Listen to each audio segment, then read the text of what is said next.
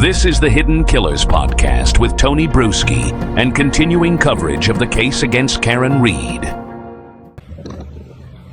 Sir, you now have what is in evidence as Exhibit 188 for identification. I draw your attention, and this is the slide that you considered in responding to Mr. DeSogra, correct? In response to Mr. DeSogra's analysis of this slide, yes, correct. And this slide, to be clear, is a slide prepared by your colleague at Aperture, Dr. Judson Welcher, correct? Yes, that is correct. Sir, could you please read the time that Dr. Welcher states for the when infotainment trigger 1162.2 occurred? So that would be text stream trigger, just for clarification, but yes, I can. Well, let's go to that. You use the parlance text stream trigger.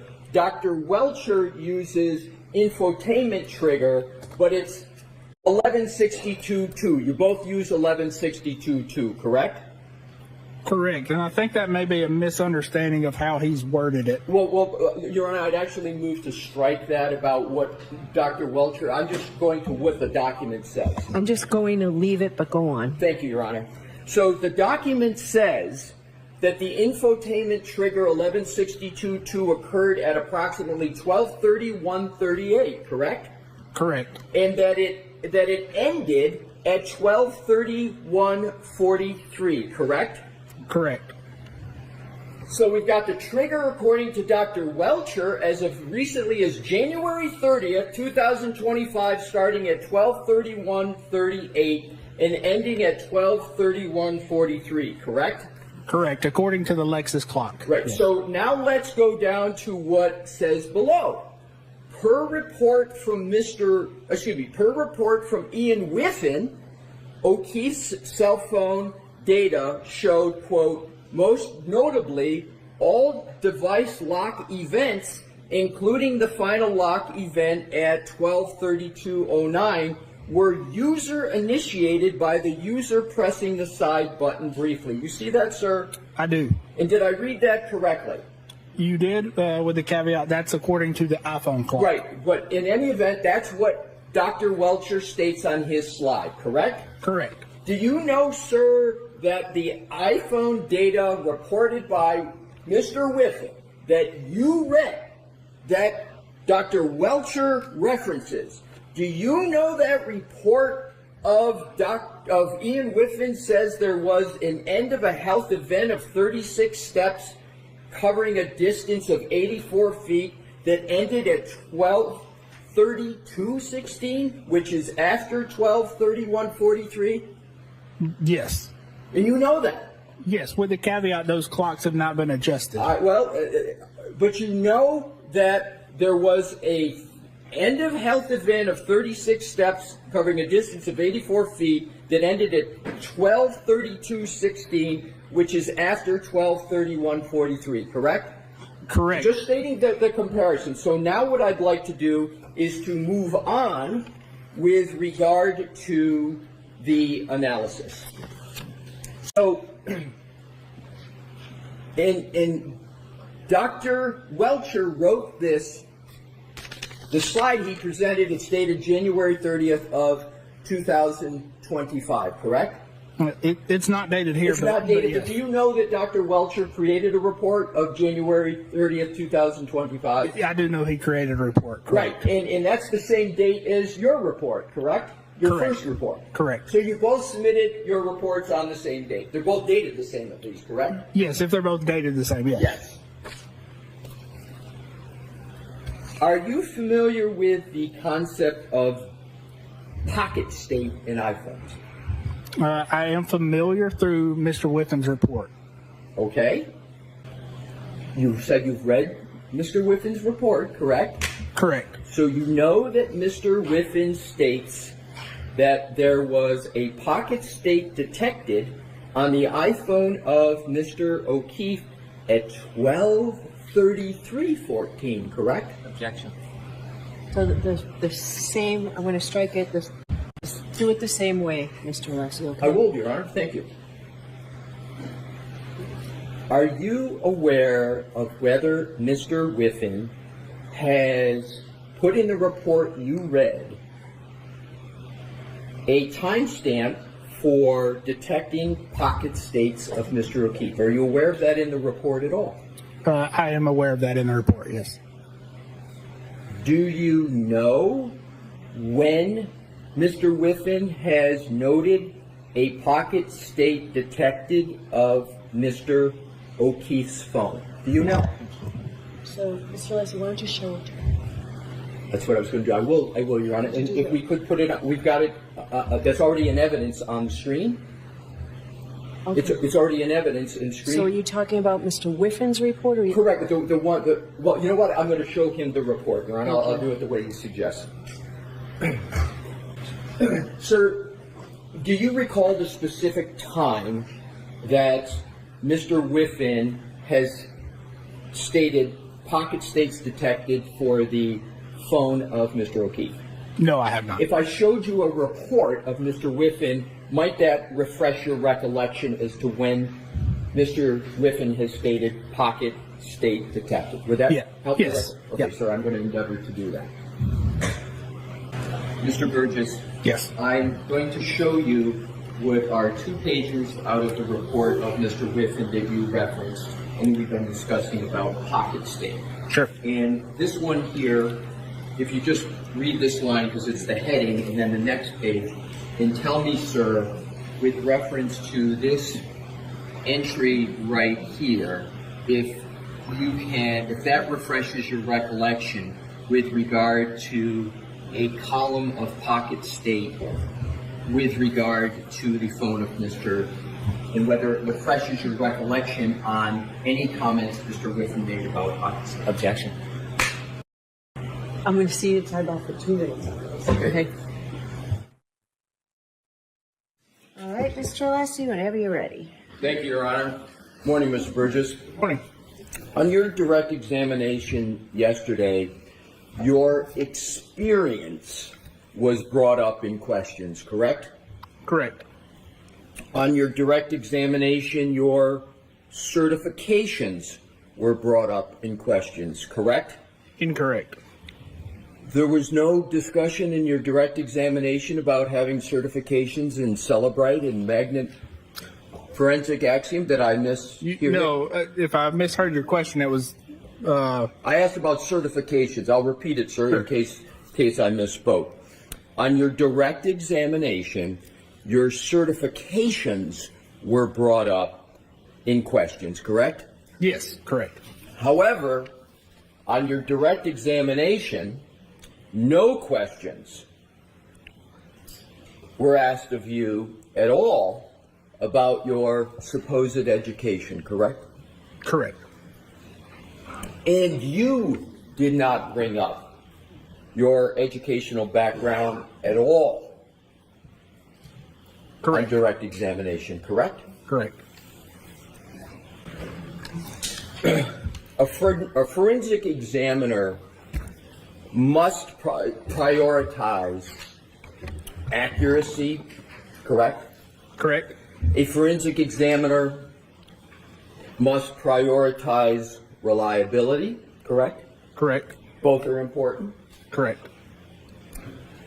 It's criminal proceeding we're in, correct? Correct. And therefore, accuracy and reliability are especially important in a criminal case as opposed to a civil case, correct? I think they would be equally important in both, but yes. But they're certainly important in a criminal case. Correct. And accuracy and reliability are especially important when seconds and minutes matter, as they matter and as you testified to in this case, correct? Correct. You testified yesterday that the events on the timeline contained in your PowerPoint presentation that was displayed yesterday and presented to the jury were accurate, your words several times, down to the second, correct? Correct. For the Lexus, yes. For the Lexus. Yes. You said they were accurate down to the second, correct? Correct. Let's take a look at your PowerPoint presentation that you discussed extensively before the jury yesterday. Mr. Wool, could we please bring up slide 32 of the presentation Mr. Burgess discussed with the jury yesterday? And Your Honor, with your permission to publish. Okay. Thank you.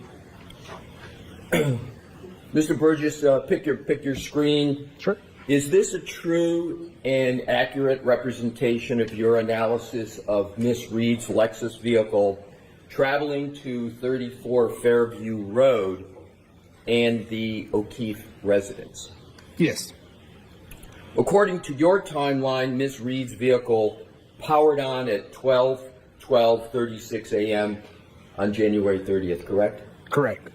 Now, is your timeline on this slide accurate down to the second, as you stated in your direct examination yesterday? For the power on and off events, yes. Yes. Could we go to slide 33, please, Mr. Wool? And we're going to go through a handful of slides, Sure. Mr. Burgess, just to give you a heads up. Is this a true and accurate representation of your analysis of Ms. Read leaving the O'Keefe's residence at 5:07 a.m.? Yes, it is. And according to your timeline, Ms. Read powered on her vehicle at 5:07:46 a.m. on January 30th, 2022, correct? Correct. Is the time on this slide accurate down to the second, as you stated in your direct examination yesterday? Yes, according to the Lexus, yes. If we could go, Mr. Wool, to slide 34, please. And these are all your slides, correct, sir? Correct, they You are. prepared them? Yes. Is slide 34 a true and accurate representation of your analysis of Ms. Read traveling to the Dighton residence at 12:25:01 a.m.? I'm sorry, 12:25:01 p.m. 12:35:01. Correct. I'm sorry. Thank Yes. you. 12:35. And according to your analysis, Ms. Read powered on her vehicle to travel to Dighton at 12:35:01 p.m. on January 30th, correct? Yes, that's correct. And is the time on this slide accurate down to the second, as you stated in your direct examination yesterday? Yes. Slide 35, please, Mr. Wool. Is this a true and accurate representation of your analysis of Miss Read's vehicle being towed by the Massachusetts police vendor from her parents' residence in Dighton? Yes, it is. And pursuant to your timeline that you created here, Miss Read's vehicle was powered on at 4:11 p.m. on January 30th, 2022, and towed to the Canton Police Department, correct? Correct. Is your timeline on this slide accurate down to the second, as you stated in your direct examination yesterday? Yes, this timestamp is. Slide 36, please, Mr. Wool. Is slide 36 a true and accurate representation of your analysis of Miss Read's vehicle arriving at the Canton Police Department? Yes, it is. And pursuant to the timeline you created, Miss Read's vehicle powered off at 5:36:42 p.m. on January 30th, 2022, correct? Objection. Objection. Okay. Is your analysis down to, is your analysis on slide 36 accurate down to the second, as you stated in your direct examination yesterday? Yes, according to the Lexus, yes. According to the Lexus. Yes. In point of fact, Mr. Burgess, none of the 5 timelines that we just reviewed from your presentation are accurate at all, and certainly not down to the second. Am I right or am I wrong? You are wrong. Are you aware, and if we could go back to the first slide, which is slide 32. And we'll look at each of them quickly. Sure. Are you aware that all of the relevant events in the timeline you described in your presentation in these slides actually occurred on January 29th, 2022, not January 30th, 2022? Do you know that? This is January 30th 2022. That's January 29th, correct. It's January 29th, 2022. And in terms of January 30th, I want to go back and make sure it's very, very clear. In your presentation, they actually occurred on January 29th, 2022, correct? The night of the incident, yes. Can I have a moment, Your Honor, please? Yes. Thank you. Mr. Burgess, once that timeline crosses into midnight, it's January 30th, not January 29th, correct? Correct, yes, it is January 30th, yes. So in actuality, these 5 timelines, as you testified to them yesterday, are not accurate down to the second, correct? Because you got the wrong date. Well, parlance, yes, but yes, they are still accurate to the second. But the date, these 5 timelines, let's pursue this. These 5 timelines are exactly 24 hours off from the time where the event actually occurred, correct? No, so these events occurred on January 30th. If I misspoke and said the 29th, yes. Okay. You understand my point? Yes, I do.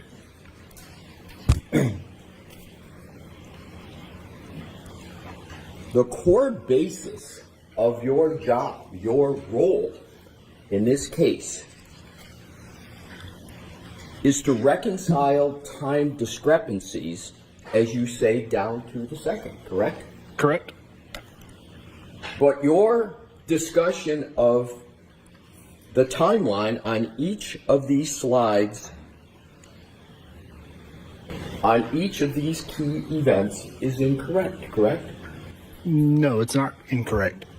So your discussion of the applicable date, you're saying, as you described it yesterday and interpreted this timeline, was correct? Is that what you're saying now? This timeline is correct, But yes. my question is your discussion of it yesterday. If I misspoke and said the 29th, then yes, I misspoke on that, yes. And that was your testimony yesterday, what you spoke about.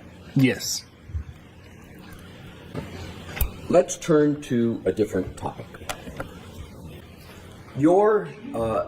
Actually, to mitigate the inconsistencies that you analyzed yesterday between independent clocks, am I correct that your position is that forensic methodology recommends cross-referencing timestamps from multiple sources to identify discrepancies, and when possible, leveraging time anchors, events that contain both a system timestamp and an external physical event to identify and correct timing discrepancies? Do I have that right?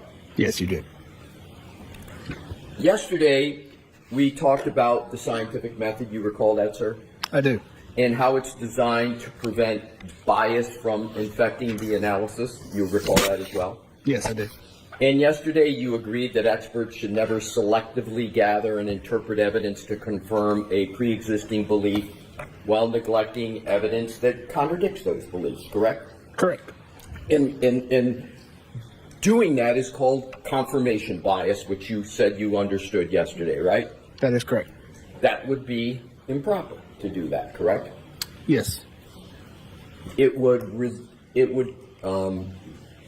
raise the specter, if not the reality, of unreliability if that occurred, correct? It could, yes. And it could also lead into errors in forensic analyses, correct? Correct. Let's take a look at your January 30th report, sir. Okay. And this is your first report, your second report being the May 8th report. In your January 30th report, you did not issue any opinion or conclusion with regard to the timing of what you call the text stream event 1162.2 in your January 30th report, did you? No, I did not. You didn't even mention either the phrase text stream event or the phrase 1162.2 in your January 30, 2025 report, did you? No, I did not. But in that January 30, 2025 report, you did evaluate the variance between the Lexus infotainment system on the one hand and Mr. O'Keefe's iPhone data on the other, correct? Correct. In fact, in that report, the January 30th report, you compared the call logs on Ms. Read's Lexus infotainment system with the call logs on Mr. O'Keefe's iPhone in order to evaluate whether there was a variance, correct? Correct. And do I have it correct in your report that it's the position that the timestamp call log data, specifically the recorded calls between Ms. Read and Mr. O'Keefe, along with the infotainment power event logs, were analyzed for what you called clock skew by cross-referencing them against other independent data sources, right? No, so that would have been comparing the timestamps from Mr. O'Keefe's iPhone with the timestamps from the defendant's Lexus. Right. Correct, yes. Yes. Right. To Ms. Read's Lexus. Correct. And a forensic comparison of these data sets was aimed to identify timestamp discrepancies, correct? Correct. To identify potential clock skew, correct? Correct. And potential clock drift that could impact event reconstruction, correct? Correct. All this stated in your January 30th report, right? Correct. Your Honor, may I have this marked as the next exhibit in order for identification? Yes. Sure. Exhibit BBB ID. May I present to the witness, Your Honor? Yes. Thank you. Mr. Burgess, I am presenting to you what has been marked as Exhibit BBB for identification. I'd ask you to take a look at it, sir, and then pick your head up when you've had a fair opportunity to take a look at it. Okay, sure. Do you recognize that document, sir? I do. May I reapproach, Your Honor? Yes. What do you recognize that document to be, sir? Sure. So this is a graph that I put together that is comparing timestamps, call timestamps from the infotainment module with Mr. O'Keefe's iPhone. And is that Exhibit BBB for identification in your January 30, 2025 report? Yes, it is. And did you create that chart that is depicted in Exhibit BBB for identification? Yes, I did. And is that a fair and accurate representation of the information that you discussed in page 33 of your January 30, 2025 report? Yes, it is. I offer Exhibit BBB for identification into evidence, Your Honor. If we can introduce the whole report to put it in Why don't I context. see what's happening? May I continue, Your Honor? Yes. Thank you. Your Honor, at this time, I offer Exhibit BBB into evidence. Okay. They represented to the witness, Your Honor. Yes. Thank you. Mr. Burgess, I am representing to you what is now Exhibit 189 in evidence. Ask you to once again take a look at it, and if you need further time, please take it, sir, and then pick up your head when you've had a fair opportunity to look at that document. Okay. Despite claiming the purpose in your January 30 report of, quote, identifying timestamp discrepancies, potential clock skew, and clock drift, you did not compare the time of the 3-point turn between the infotainment system in the Lexus SUV and Mr. O'Keefe's phone, did you? Not at that time, no. Instead,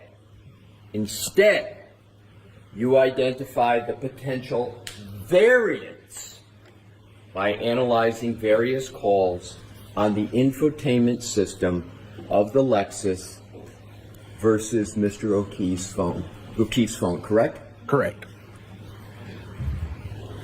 This data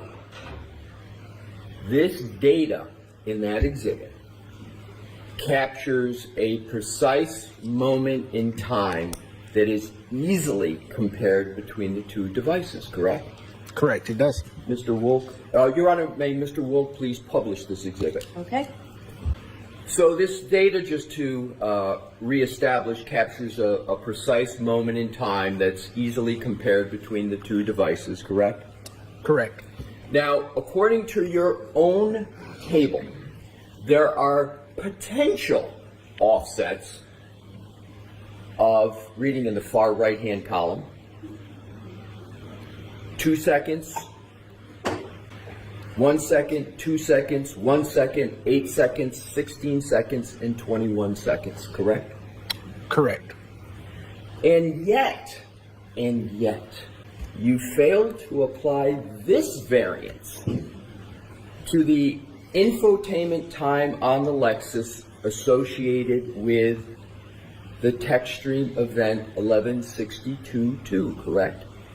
Correct. May I explain? I will proceed along. I'm sure if Mr. Brennan has questions and wants you to explain, he may choose to do that. This is simple arithmetic, is it not? It's either an addition or a subtraction, the offset, correct? Correct.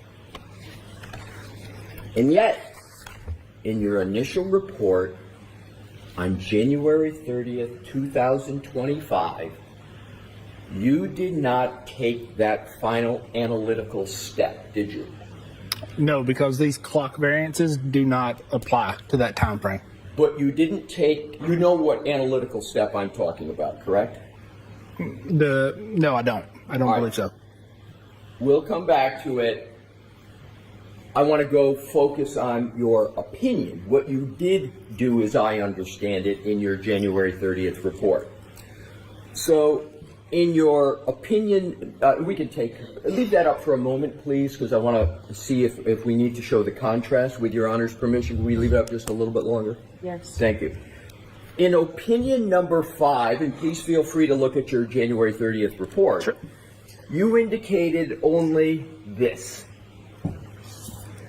The difference between the Lexus infotainment and Mr. O'Keefe's cell phone ranged between 8 seconds and 16 to 21 seconds during the period between 5:21:36 a.m. and 5:30:31 a.m. on January 29, 2022. Do I have that correct? Yes, between 5:21 and 5:30 a.m. Yes. Now what I'd like to do is, and we can take that down, thank you, Mr. Wolf. Let's talk about what information you learned after you issued your January 30, 2025 report. Or at the time of that report, you received and reviewed a copy of a portion of your colleague's slide presentation and report at Aperture, Dr. Judson Welcher, correct? From a presentation by Mr. DeSogra. Yes. Well, Correct. I understand you want to add Mr. DeSogra. My question is... Sustained. Okay, yes, Your Honor. Thank you.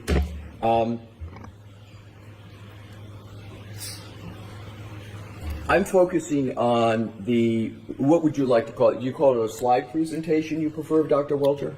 Sure, we can. I want we to can use whatever parlance you're comfortable with.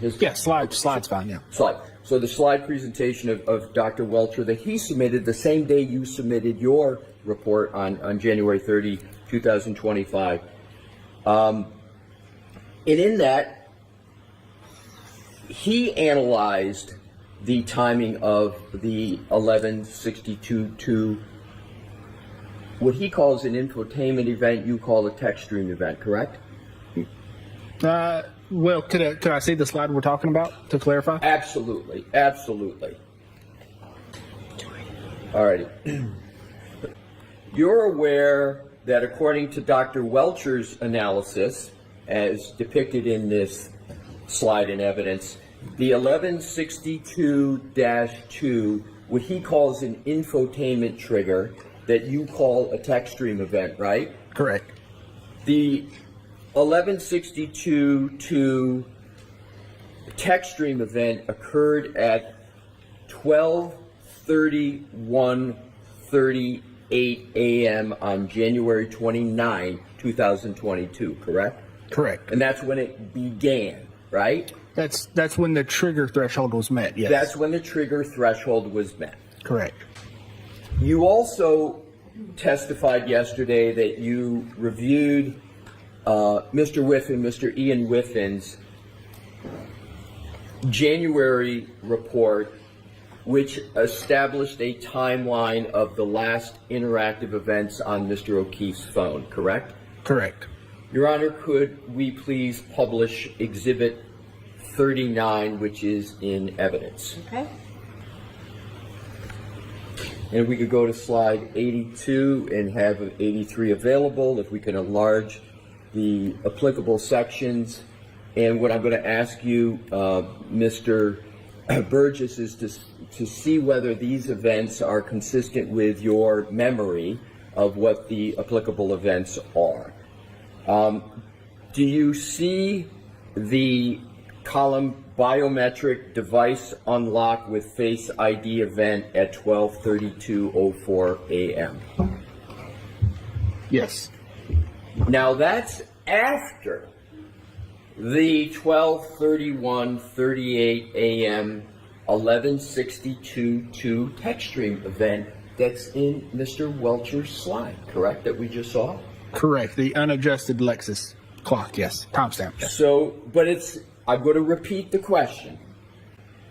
The 12:32:04 a.m. device unlock with Face ID event is after the 12:31:38 and 12:31:43 1162-2 text stream event that is stated in Dr. Welcher's report, correct? Correct. Now, do you see the lock event which occurred at 12:32:09? Yes, I do. That is also after the 12:31:38 to 12:31:43 text stream event, correct? Yes, the unadjusted time. That 12:32:09 a.m. lock event is after the 12:31:38 to 12:31:43 range that is stated in Dr. Welcher's report, correct? Correct, from the Lexus clock. So, if we could go back, and we're going to toggle back, with Your Honor's permission, between these two slides for the next couple of questions. If we can go back to and enlarge Dr. Welcher's slide. That 12:31:38 to 12:31:43 time period is what your colleague, the licensed engineer, Dr. Welcher, chose and his slide analysis as the last user interaction, according to him, on John O'Keefe's phone, correct? That's what he chose. Yes, the 123209, yes. Now, but even Mr. Whiffen's report establishes additional activity on Mr. O'Keefe's phone after the event chosen by Dr. Welcher, correct? Correct. And, in fact, Mr. Whiffen identifies a, quote, lock event that occurred 26 seconds after the 1162-2 text stream event identified by Dr. Welcher at 12:31:38 to 12:31:43, correct? Correct, using the unadjusted clock. Does Dr. Welcher at all use the words unadjusted clock in his slide, sir? No, he does not. Okay, what I'd like to do is ask you a question about whether, in fact, Mr. Whiffen identifies a lock event that occurred 26 seconds after the 1162-2 text stream event at 12:31:38 to 12:43, as stated in your colleague's report, Dr. Welcher, the slide presentation. Is that correct? Yes, that's correct. Do you know whether a lock event on an iPhone requires human interaction? Typically, yes, it would. Is it just typically, or does it? Well, it does, and in this case specifically, I believe it was via the lock button. Correct, but this specific instance, the lock, it requires somebody, a human being, to actually press a button on the side, correct? Unless it's auto-locking, yes, it requires a button press, yes. Do you have any reason to believe that the iPhone of Mr. O'Keefe had an auto-locking function on it, sir? No, as I said, he used the lock button. Right. If we can enlarge that, do you see the end of health event 36 steps that we talked yesterday that was covering a distance of over 84 feet? Do you see that occurring at 12:32:16 a.m.? I don't believe we talked about that yesterday, but yes, I do see Do you that. see it? I do, yes. And that's also after the 12:31:38 to 12:31:43 text stream event identified by your colleague, the licensed engineer, Dr. Welcher, in his slide, correct? Correct.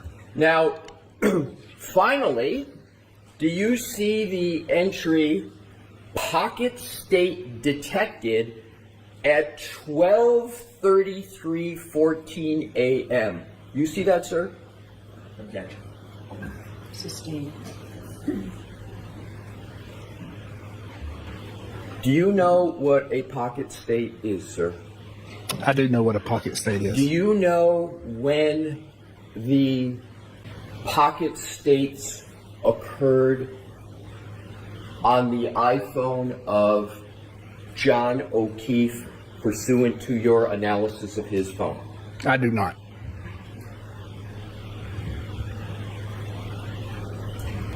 You didn't analyze pocket state detections on Mr. O'Keefe's phone? No, I did not personally. Do you believe pocket state detected data? Well, let me just go back and confirm. So you didn't analyze with any source pocket state detection information with regard to Mr. O'Keefe's phone. Is that correct? That's correct. So let's go back and summarize for each of the ones you did look at and analyze that you just testified. Every single one of those that we just discussed, those user interaction events, occurred after Dr. Welcher claims a collision occurred as represented in a text stream event of 1162.2 at 12:31:38 to 12:31:43, correct? Objection. System. Do you understand? Let's, if we can go back, please, to Dr. Welcher's slide. Do you understand that Dr. Welcher is correlating the infotainment trigger 1162.2 with an alleged collision? Do you understand that? Objection. Let's come to sidebar, please. If we could go now, Mr. Woke, back to the slide from Dr. Welcher's slide presentation. And if you could re-enlarge the applicable section that we've had up before. You have reviewed this slide and this specific data in this slide previously, correct? Correct. And I just want to, Mr. Wolk, just go back to the slide so we're clear on what this is. So this slide here is what you're speaking about, right? Correct. And you've reviewed this slide prior to your testimony in this court, correct? Correct. And you considered this slide as part of your analyses that you have performed and testified about, correct? Yes, I have. So now, Mr. Burgess, I'd like to ask you a question. Every single one of the user interaction events that we talked about, steps, lock, etc., occurred after Dr. Welcher's what he calls an infotainment event, which you call a tech stream event, in the range of 12:31:38 to 12:31:43, correct? I would agree that yes. So the answer is yes? With the caveat. I'm sorry, I didn't know you hadn't finished. Sure. Please finish your answer. Yes, with the caveat that user interaction only applies to the device lock, steps, and the pocket state are not duplicative of user interaction per se. Let's just assume that is the case. Let's then just focus on what you consider to be a user interaction, which is device lock, correct? Correct. And the device lock event that you agree is a user interaction, we could go back to that just so we have clarity. The lock event that you agree is a user interaction occurred at 12:32:09, according to Mr. O'Keefe's phone, correct? Correct. In that 12:32:09 time period, we could go back to Dr. Welcher, is after the end of the text stream event dubbed as 1162.2, correct? Correct. According And that's 26 seconds. I didn't finish my question. I'm sorry, Your Honor. So go ahead, finish your question. Don't answer, Mr. Burgess, until the complete question. Okay? And that event lock, even according to Dr. Welcher's own words in his own slide, occurs 20 seconds after the end of the text stream event 1162.2, correct? of the unadjusted clock, yes. May I have a moment, Your Honor? Yes. Do you want the lights on, Mr. Leslie? And so to repeat to alter it, hopefully make it a little clearer. So according to Dr. Welcher, the licensed engineers, your colleague at Aperture, his slide that he has here, the last O'Keefe cell phone event, the lock, occurred within approximately 26 seconds after the end of the text stream event dubbed 1162.2. That's what's stated there, correct?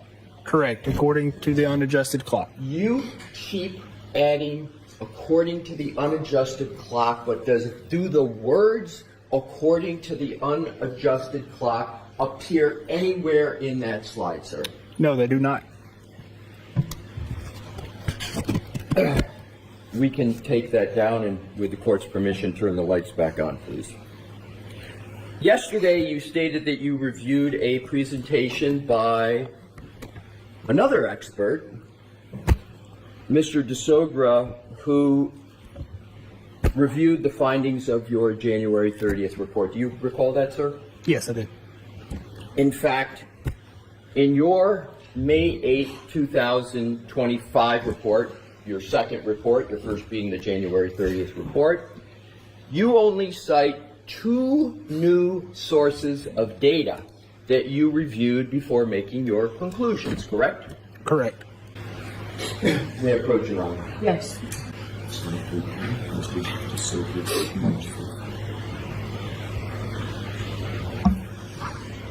think it needs to be heard in this as well. All right.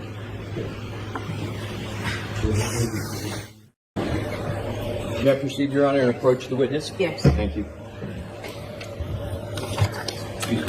Sure. I'm going to present to you 2 documents, each of which is marked for identification. The first is Exhibit CCC for identification. That is one slide out of what is marked as Exhibit DDD for identification. And Exhibit CCC is one page out of Exhibit DDD for identification. And I'd ask you, sir, to take a look at those documents and reference either one. And please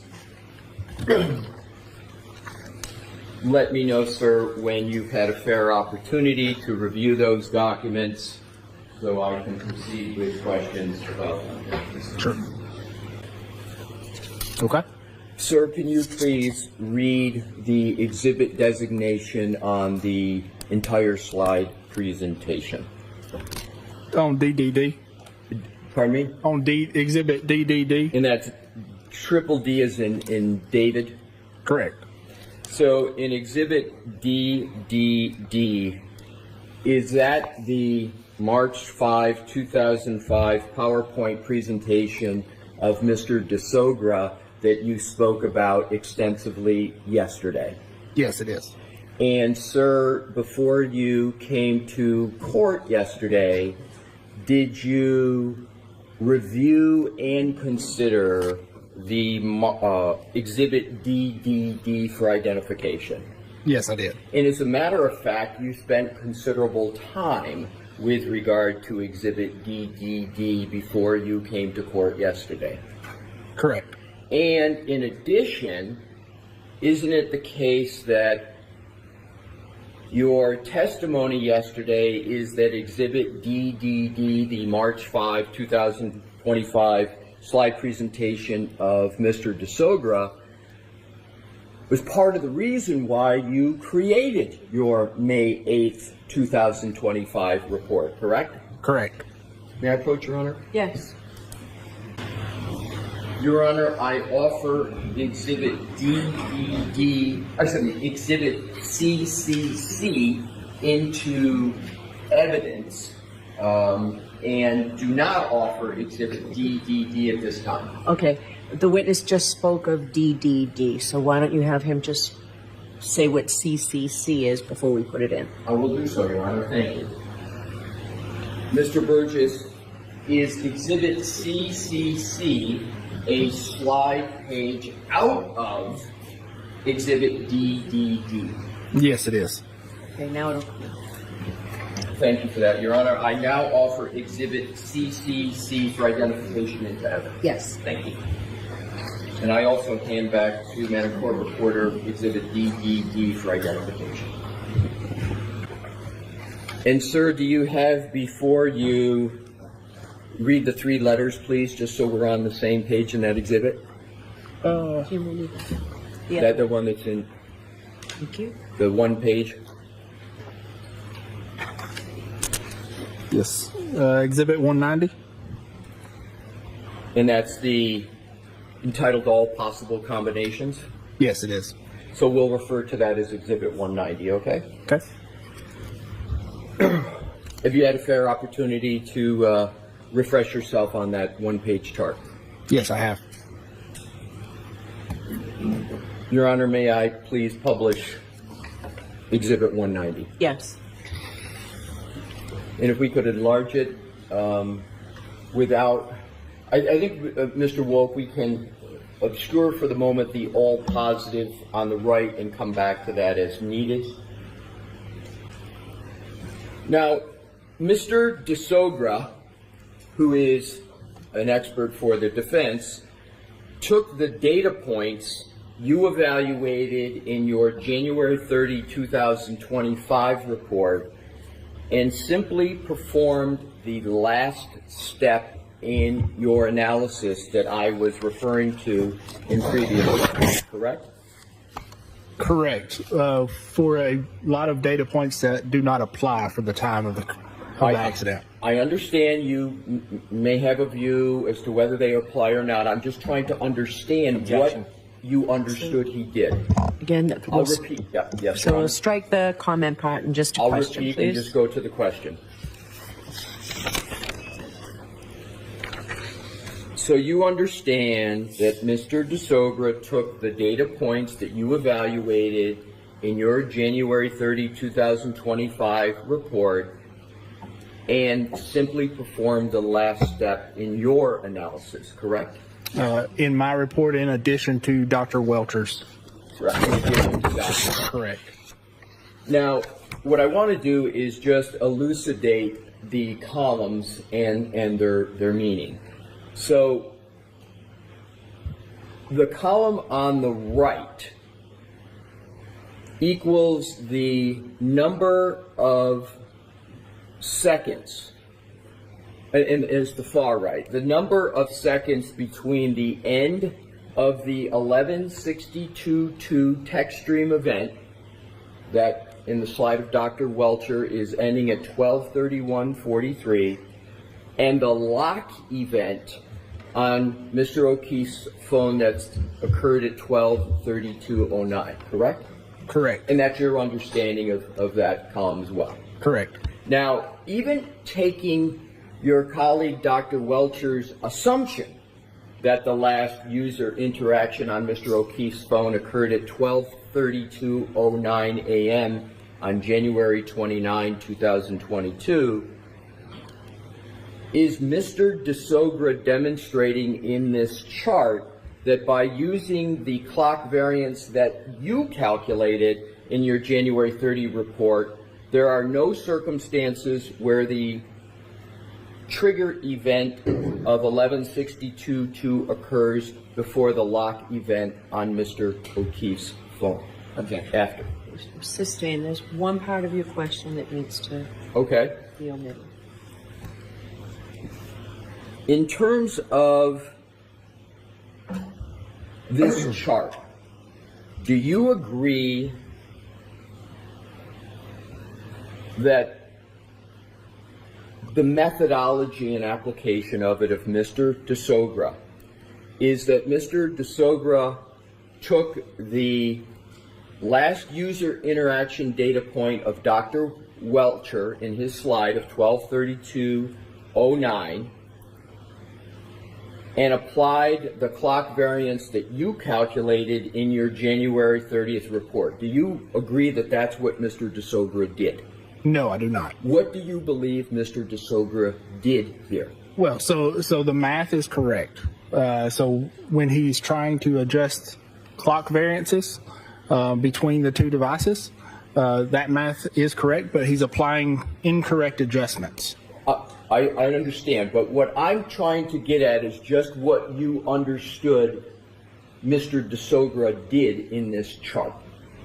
Correct. I did understand, yes, what he Okay. was trying to do. And so, do you agree, based upon what Mr. DeSogra did as represented in this chart, there are no circumstances where the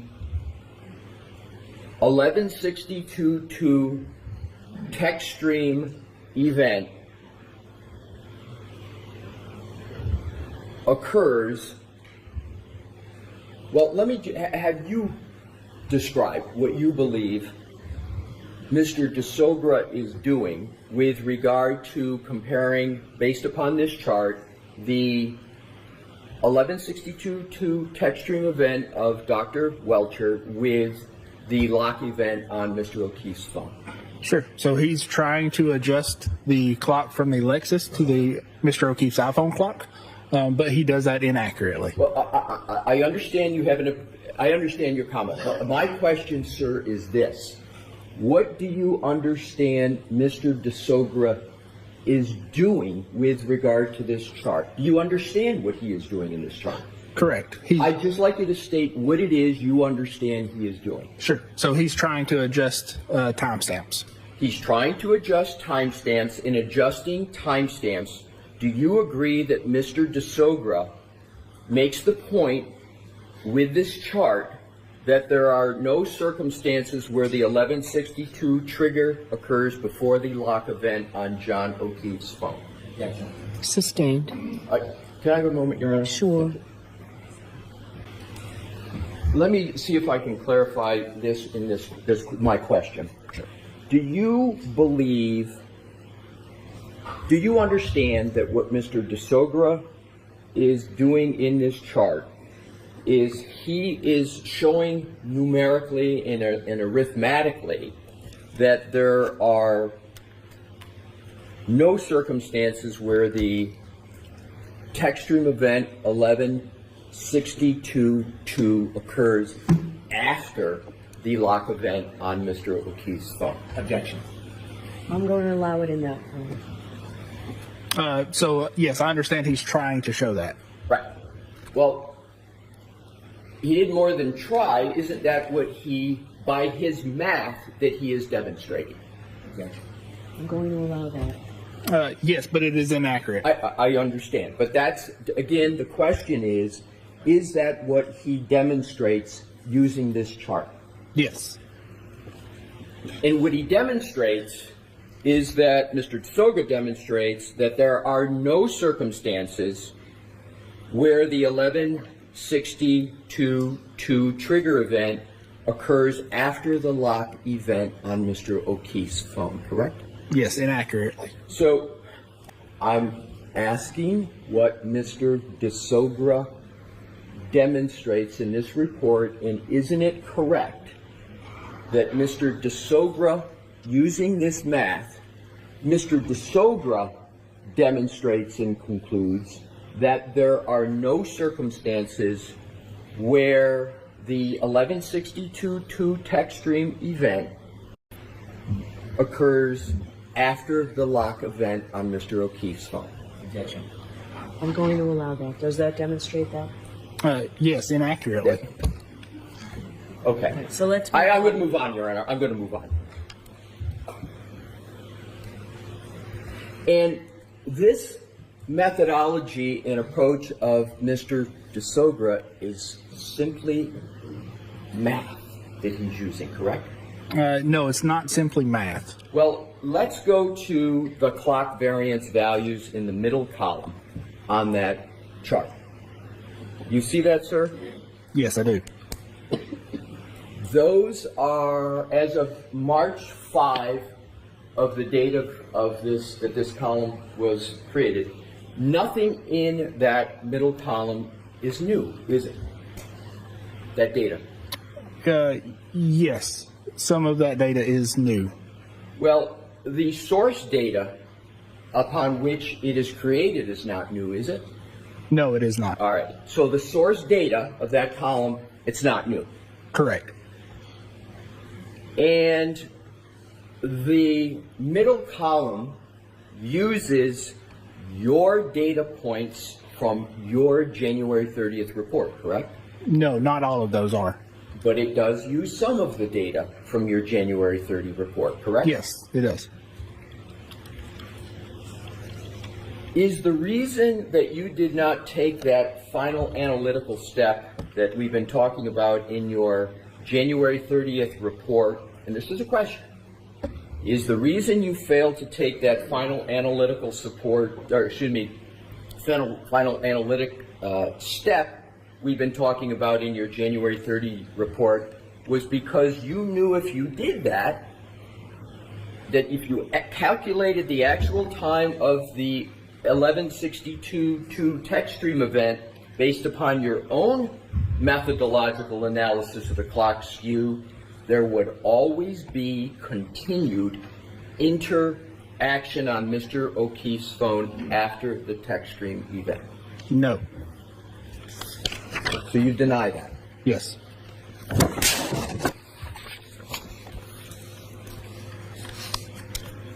Did you keep your January 30, 2025 report purposefully vague by merely noting a clock skew without engaging in any further analysis, such as tethering that clock skew or otherwise connecting it to the text stream event in Dr. Welcher's slide presentation?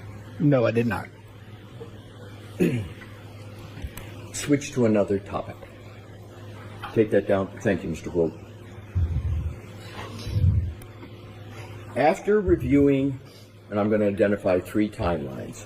After reviewing the timelines, the timelines presented by Dr. Welcher, 1, Mr. DeSogra, 2, and Mr. Ian Whiffen, 3, all of which established that the 1162-2 text stream event occurred before that last user activity, the lock on Mr. O'Keefe's phone.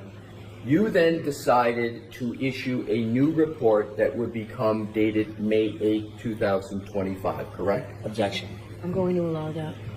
No, so I issued the supplemental report based on that presentation that you just had up. Well, before you issued that report, isn't it correct that you had reviewed the time data of Dr. Welcher in the slide that we were reviewing? Not before that time, no. You had not looked at Dr. Welcher's slide with a text stream event 1162-2 and a time for that before issuing your May 8th report? No, yes, before my, sorry, misheard you, yes. That's my question. Yes. So let me just ask you a question. Sure. So it is correct that before you issued your May 8th, 2025 report, that you had reviewed that slide of your colleague Dr. Welcher on 1162-2 that establishes the text stream event as 12:31:38 to 12:31:43, correct? Correct. You reviewed it before your May 8th report. Yes. You yes. also reviewed before your May 8th report the slide presentation of Mr. DeSogra, correct?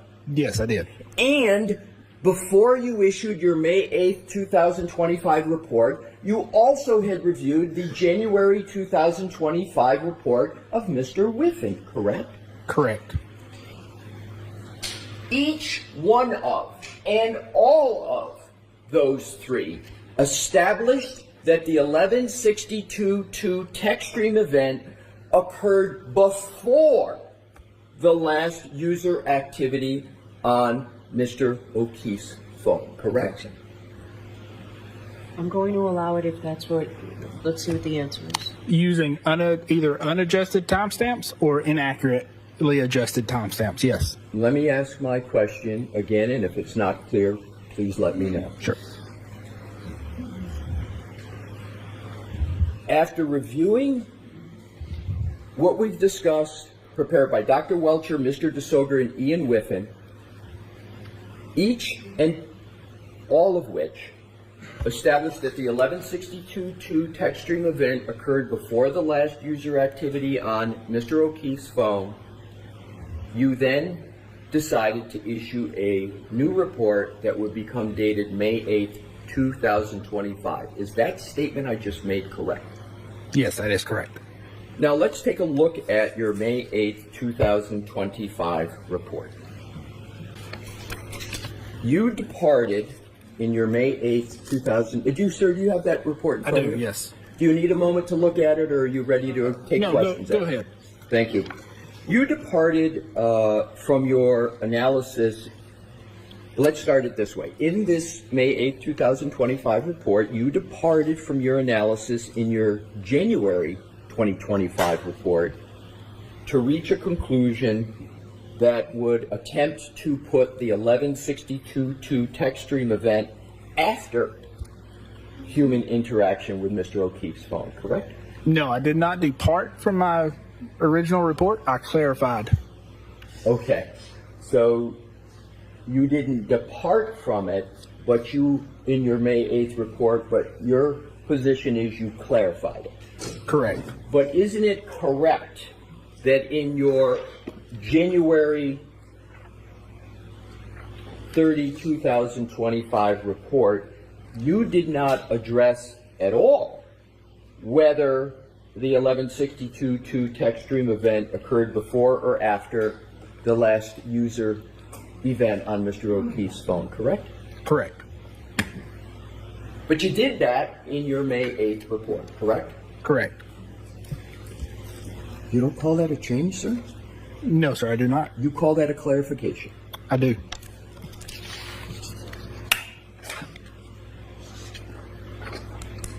In your January 2025 report, you compared call log entries between the infotainment system on the Lexus and Mr. O'Keefe's iPhone to determine a potential variance, correct?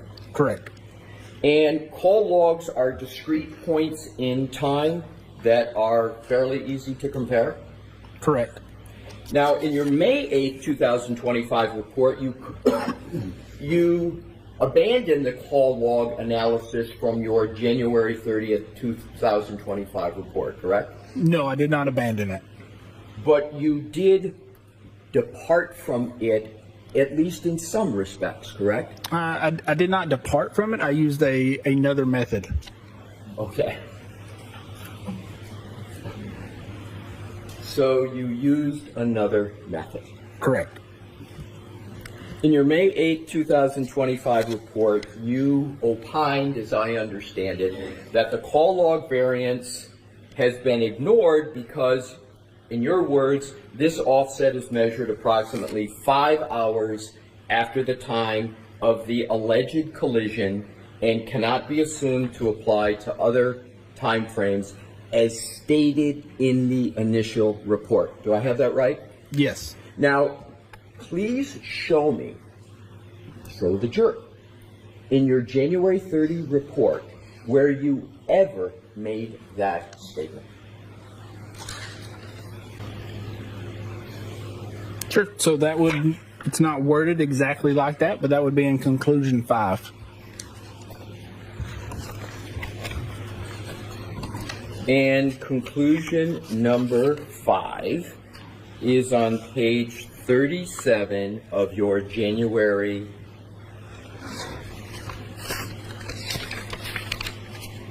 30, 2025 report, correct? Correct. And you concede at least as much that at least different words are used in paragraph 5 in your January 30th, 2025 report, correct? And your position is that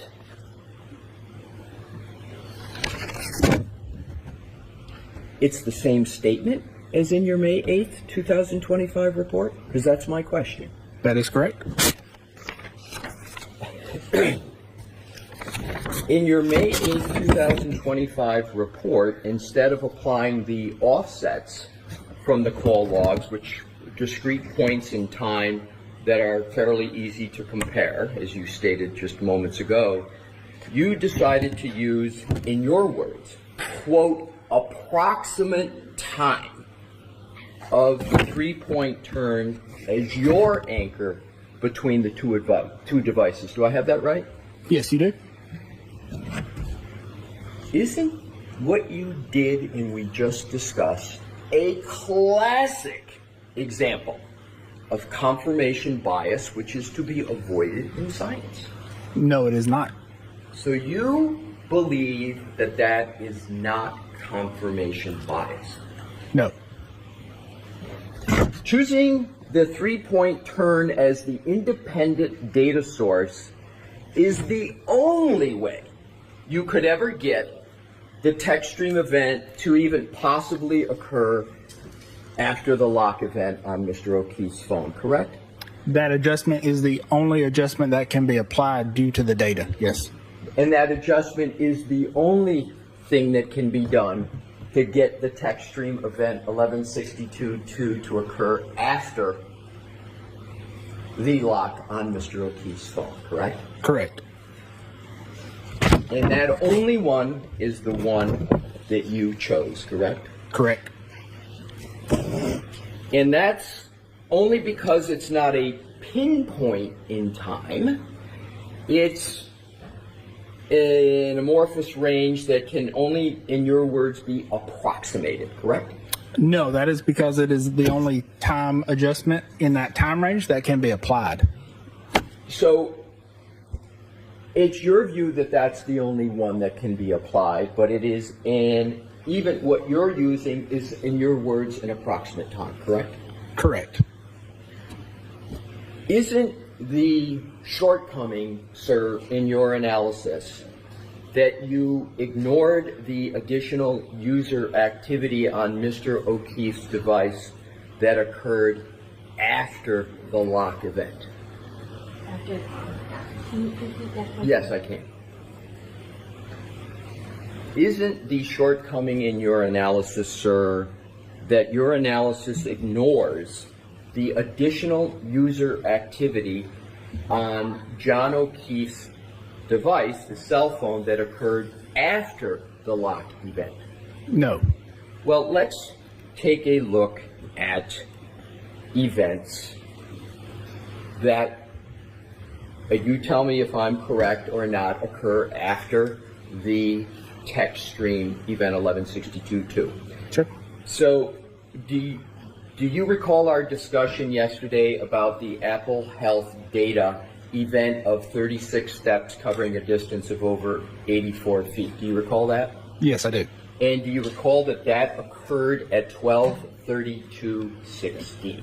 Yes, I do.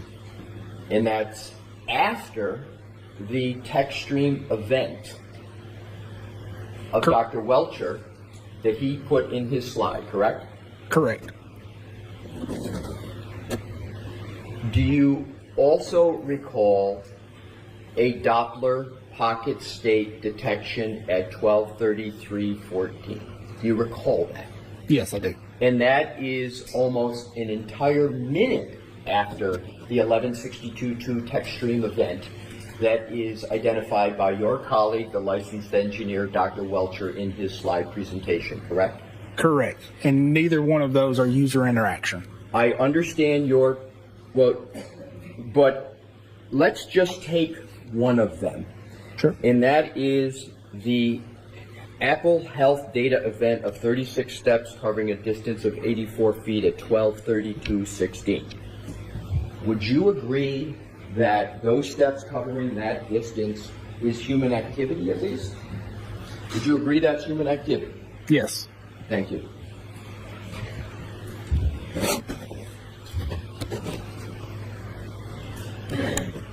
Let's take a look at opinion number 7 in your initial January 30th, 2025 report.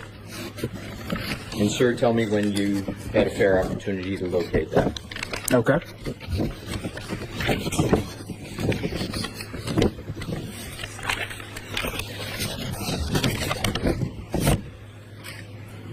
You concluded to a reasonable degree of scientific certainty that, quote,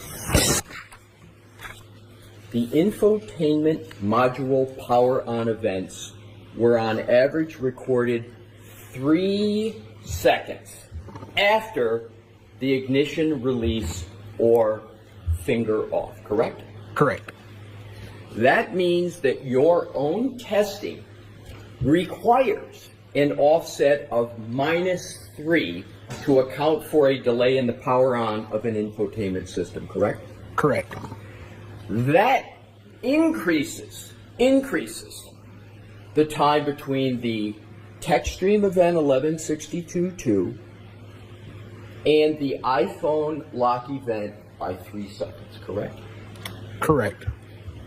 You testified about this same 3-second discrepancy yesterday during your direct examination in connection with your January 30, 2025 report, correct? Correct. However, you did not mention this offset of 3 seconds in your May 8th, 2025 report, did you? No, I did not. Can I explain? Mr. Brennan may have questions for you with regard to that. So, nowhere in your May 8, 2025 report did you include the 3-second offset that you discussed in your January 30, 2025 report, did you? Correct. And, in fact, sir, nowhere in your May 8th report do you even discuss why you're not addressing that 3-second, do you? I do not discuss it, but it is that offset is adjusted within the adjustment that we do with the 3-point turn. I understand. My question is simply, there's no discussion in your May 8th, 2025 report how or why you're not discussing that 3-second offset, correct? Correct. I've got a next section, Your Honor, if you would like me to move into it. So why don't we keep going? Okay. Sir, a text stream data event like 1162.2 does not, well, let me back up this way. You testified on direct that you're involved in accident reconstruction. That's part of the work that you do, sir? No, that is not part of the work that I do. Well, let me clarify then. Do you at all understand whether there's an issue as to whether a collision actually occurred in this case? Do you understand if that's an issue? Objection. Sustained. Sir, do you have any understanding about what Dr. Welcher in his slide presentation was addressing in context with this case? Do you understand it? Objection. I'll allow a yes or no on that. No, I do not. So you have no idea what your colleague, Dr. Welcher, who's working on the same case, was addressing in his slide presentation? Generally, yes, but I cannot speak to it. What do you generally understand? Objection. Sustained. What understanding do you have after reading Dr. Welcher's slide presentation? Objection. Sustained. Ask it to sustained. Do you have any understanding? Can we approach, Your Honor? Sure. May I proceed, Your Honor? Yes. Thank you. Thanks for your patience, Mr. Yes, Burgess. I would like to go back to the line of questioning I was starting, and that is, I would like to discuss with you, and I'll start with your conclusion, and I'm going to reference your May 8th, 2025 report, sir. If you could turn to the conclusion section of your report, which is on page 7. And I'm going to start with, and I may just end with, we'll see conclusion number 1. Please take a fair opportunity to read that. Pick your head up when you have concluded that fair reading. Okay. Now, that paragraph 1 states, under conclusions, you say the following can be stated to a reasonable degree of scientific certainty. 1, As noted in my initial report, the only call logs that can be used to compare and synchronize the clocks between Ms. Reed's Lexus and Mr. O'Keefe's iPhone are those occurring between 5:21 a.m. and 5:30 a.m., which occur approximately 5 hours after the collision. You see that, sir? I do, yes. Now, what I'd like you to do is to go back in your report. Same report? Yes, sir, same report, May 8th. And I'd like you to turn to page 3. Okay. And if you could go to the 4th full paragraph that begins with 2 events near the time. And let me know, sir, when you're there, and if you could read that paragraph, pick your head up after you've had a fair opportunity to read it. Okay. Thank you.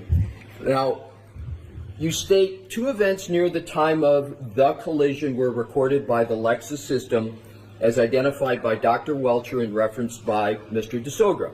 The first event, labeled TechStream Event 1162-1, is associated with a 3-point turn on Cedar Crest Road.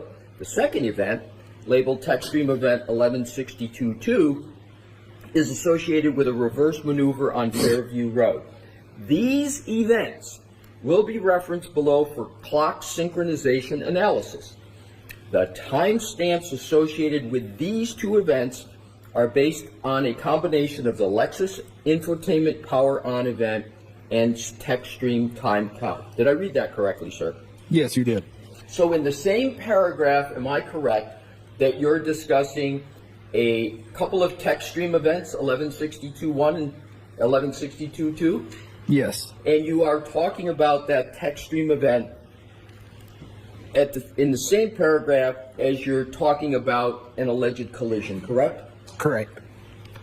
And in your paragraph of your conclusion that we were referencing, conclusion 1, is this paragraph part of the basis for that conclusion 1? Is this sort of like some predicate analysis for conclusion number 1? No, it is not. So it has no, your view, it has no relationship whatsoever to conclusion 1. No, correct. So let's go to your discussion of a collision and a TechStream event. Let's go back to paragraph 3. You see, you mentioned the word collision in paragraph 3, correct? I do not. I'm sorry, I had paragraph 3. I meant page 3, sir. Page 3. Yes, page 3. Yes. Page 3, that paragraph we were just looking at. Paragraph 4. Yes, sorry. Yes, I do say You collision. see the word, use of the word collision. Yes. And again, that term is used in the same paragraph as you're identifying TechStream events 1162-1 and 1162-2, correct? Correct. Where did you get the basis to use the word collision at that part of your report?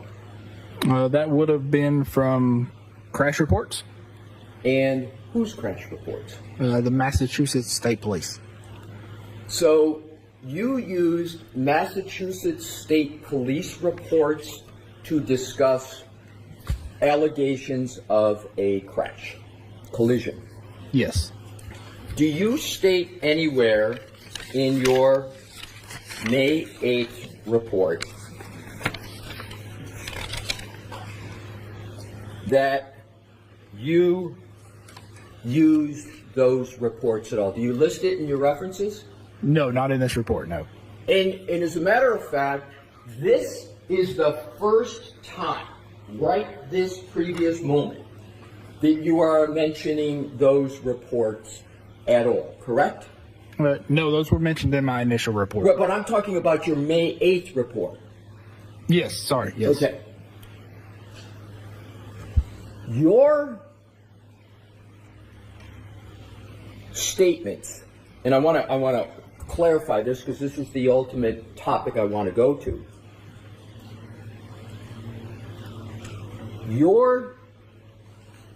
It is not your conclusion that every TechStream data event means that there is a collision. Do you, sir? No, that is not my conclusion. So isn't it correct that you can have text stream events and they're not collisions? Yes, you can. And isn't it a fact that a text stream event, sometimes called a trigger event, is not like an airbag type deploying, correct?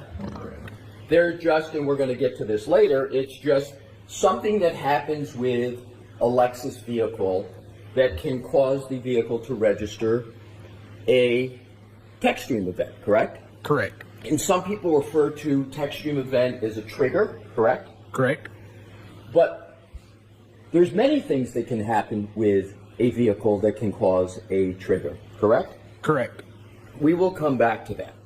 So you would agree, again, that a text stream trigger event does not mean that there was a collision, correct? Correct. A text stream data event doesn't mean that airbags were deployed, correct? Correct. A trigger data event doesn't mean that there was a vehicle impact, correct? By itself, no. By itself, it doesn't mean, correct? Correct. A text stream data event merely refers to Lexus's practice of capturing real-time data from applications databases and not devices and transporting that data for immediate processing and storage or for real-time analysis and analytics reporting, correct? I don't think I understand your question. If you could rephrase. Sure. A text stream event merely refers to Lexus's practice of capturing real-time data from applications and databases. Is that correct? I would not call it applications and databases, no. What would you call it? So from various sensors or other modules on the vehicle. Okay, so it's Lexus's practice of capturing real-time data from various sensors and modules on the vehicle, right? Correct. Why don't we stop here, Mr. Leslie? Yes. Okay. Folks, we'll take our morning recess, so it's just 20 minutes. All right, please.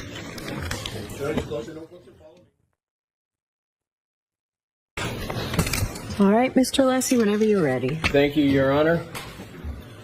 Mr. Burgess. I'm going to pick up, sir, where we left off.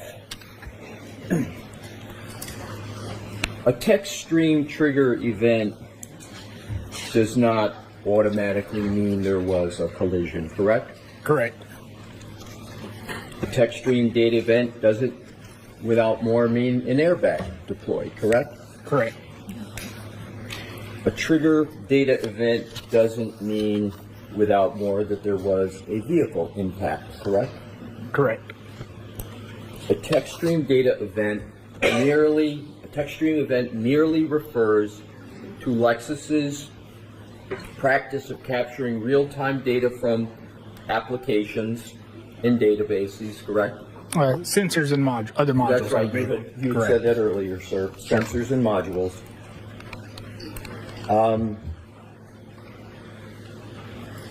You reviewed the raw text stream trigger events on Miss Reed's vehicle, correct? No, I did not. Oh, you did not? No.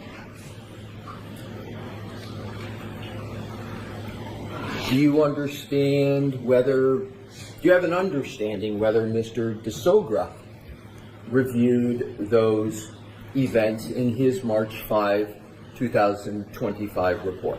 I do not. So you did not review the raw data for text stream trigger events on Ms. Reed's vehicle, and you did not therefore perform any analysis of that data as you sit here today, correct?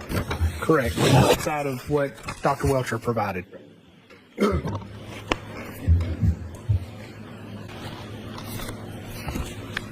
Are you aware that there were approximately 30 text stream trigger events in an 8-month period on Ms. Reed's vehicle? No, I'm not. Assume the data shows that in the near 8-month period that Ms. Read owned her vehicle, the Lexus in question, there were 30 text string trigger events. Assume that. You would not conclude that there were 30 collisions in that 8-month period, would you? No, I would not. Would you agree, sir, that there were actually 2 triggers on January 29th? Yes. And the first trigger that you referred to of 1162-1, that was not a collision, was it, sir? Without reviewing the data, I don't know. Well, as you sit here today, you have no basis to state that the 1162-1 trigger was a collision, do you? No, I do not. And in fact, didn't you refer to that as a 3-point turn? I did, yes. And you didn't mention in your direct testimony when you talked about the 3-point turn anything about a collision, did you? No, I did not. And as you sit here today, there's no fact or data that you have to conclude that there was any supposed collision associated with that 1162-1 3-point turn trigger event, correct? Correct.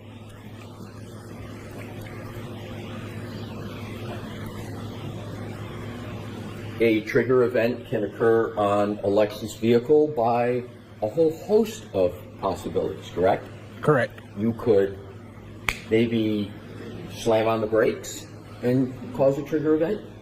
That is one possibility. You could have just unusual driving. You could be going at a speed or doing something else that has nothing at all to do with a collision, correct? That is correct. And in fact, there are almost countless events that can occur that can cause a trigger event in a Lexus vehicle. So I don't know the exact count of what type of triggers there are, but yes, there are a many. number. Yes.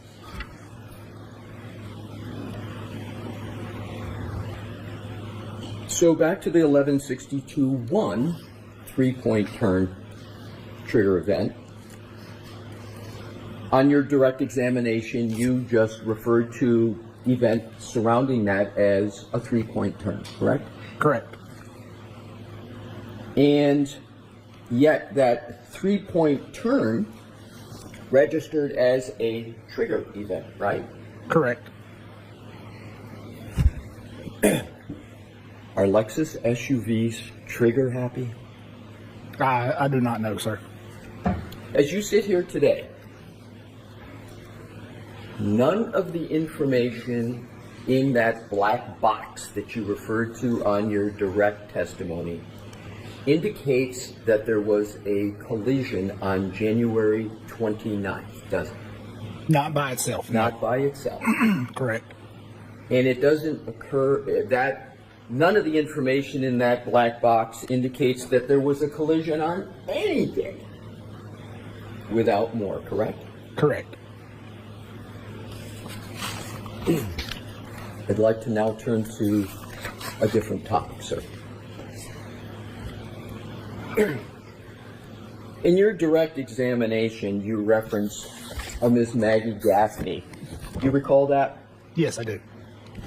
And was it part of your reference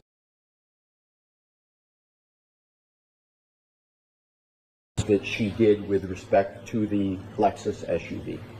Yes, it was. And, for instance, you criticized her for failing to extract the micro SD card from the circuit board during the initial chip-off, right? So I did criticize for not identifying the micro SD card and subsequently not downloading it, yes. And on direct, you even tried to lay at her footsteps, if you will, your bits, bytes misinterpretation on her by claiming that you assumed, quote, a competent expert, close quote, would not have overlooked a relevant chip, so you became confused how there could be data missing. Is that a fair characterization? No, it is not. Did you at all try to use as a justification for your misunderstanding of bits and bytes that it was her work? Her word? Her work. Her work. Yes, her work. So it was the overlooking of the SD card. Yes. Right. So you did try to lay at her footsteps part of the reason why you misinterpreted the bits and bytes that we discussed yesterday. Is that correct? No, that is not correct. Okay. So you would agree then that the bits and bytes misinterpretation that you and I discussed yesterday had nothing to do with the work of Miss Gaffney, correct? So in part, but that was my mistake. Yes. All right. I'm trying to understand which is it. Is it Miss Gaffney's work had some part in your misinterpretation of bits and bytes, or her work had no part in your misinterpretation of bits and bytes? Some part. So you do attempt to lay some blame on Miss Gaffney for your misinterpretation of bits and bytes, correct? No, I'm not trying to blame anyone.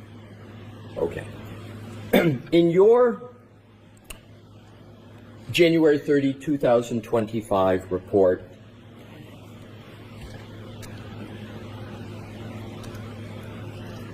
are you consistent with your criticism of Miss Gaffney? As I recall, yeah, I believe so, yes.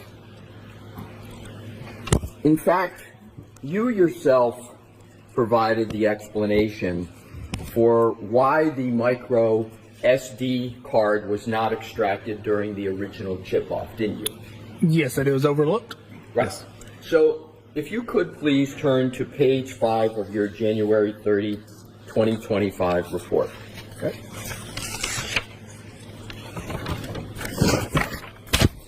And sir, when you get there, if you could let me know, and I will then proceed with questions.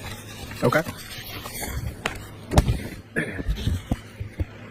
So you do attribute to Ms. Gaffney in your report some responsibility for this micro SD card not being extracted during the original chip-off. Is that correct?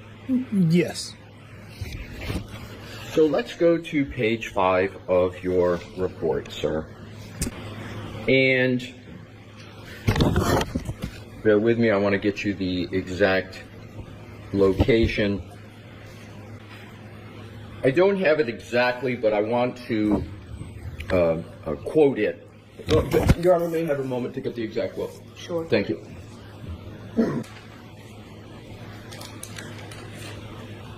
Thank you for that, Your Honor. I now have it. Mr. Burgess, if you could turn to page 5, as I was referencing, and go to the third full paragraph. If you could look about 2/3 of the way down the far right, you see the word where it starts with "at." It's the paragraph beginning when examining vehicle Yes, systems. I do. Yes, I see it. And do you see the "at" that is at the very far right of that paragraph? Yes. So it says, at the time of the incident, Burla, and Burla is what? Can you read? Burla is a company that offers and develops forensic hardware and software for vehicle modules. Right. So at the time of the incident, Burla did not offer support for the infotainment and telematics modules removed from the Lexus, but have since released updated software indicating similar modules are supported via in-vehicle acquisition. According to Burla, currently, there are 2 known and documented modules within the vehicle that have the capability to store data. The infotainment module removed from Ms. Read's Lexus is consistent with the MMU documented by Burla and has been identified as containing an internal micro SD card not acquired during the initial chip-off acquisition by Ms. Gaffney. Did I read that correctly? Yes, you did. So as you stated, Burla is the organization that you described, which for the purpose you did, I'm not going to repeat it on direct examination. If I could sort of put in layman's terms and see, you tell me if this is correct. Where to make it easier for non-technical people, as you put it, to extract data from a vehicle, correct? Correct. You described in your January 30, 2025 report that at the time of the initial chip-off, Burla did not provide support for the information contained on the micro SD card, correct? No, so I think you're misreading that last sentence, and I can clarify. Can you read the last sentence, sir? I can. So the infotainment module removed from Ms. Read's Lexus is consistent with the MMU documented by Burla and has been identified as containing an internal micro SD card not acquired during the initial chip-off acquisition by Ms. Gaffney. So my question is, did or did not Burla, at the time of the initial chip-off by Ms. Gaffney, provide the technical support to address the information contained on the micro SD card?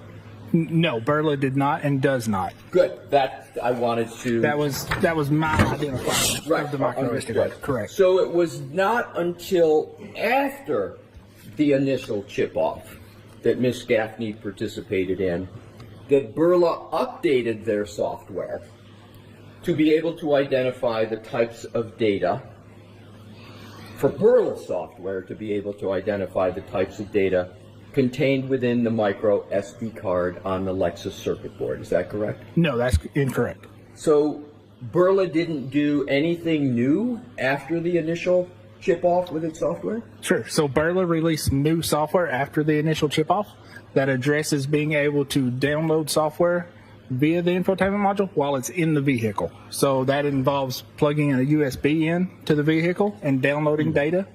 That does not address the micro SD card on the circuit board itself. And Ms. Gaffney did not have, at the time of the initial chip-off, that updated Burla software, correct? Correct. Okay, thank you, sir. Appreciate your questioning. Thank you for answering my questions. That's all I have at this time, Your Honor, but I have a bit to pack up, so Mr. Brennan can have a clear podium. Go right ahead. Thank you.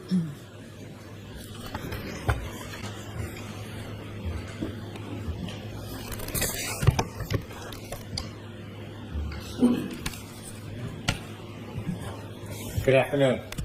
Good afternoon.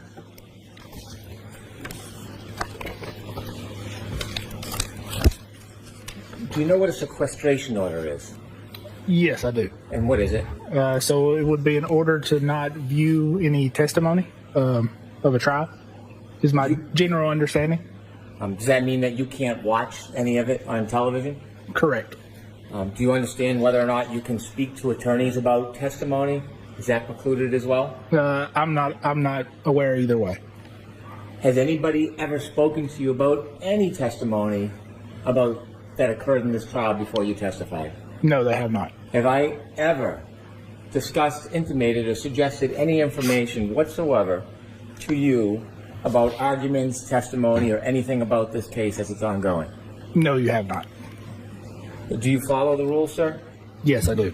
Have you followed them in this case? Yes, I have. When you gave your opinions and you've testified, do you have any information or knowledge about this trial as it actually occurred until the point when you testified? No, I do not. You were asked some questions about your CV. A CV is a resume? Yes, it is. Okay.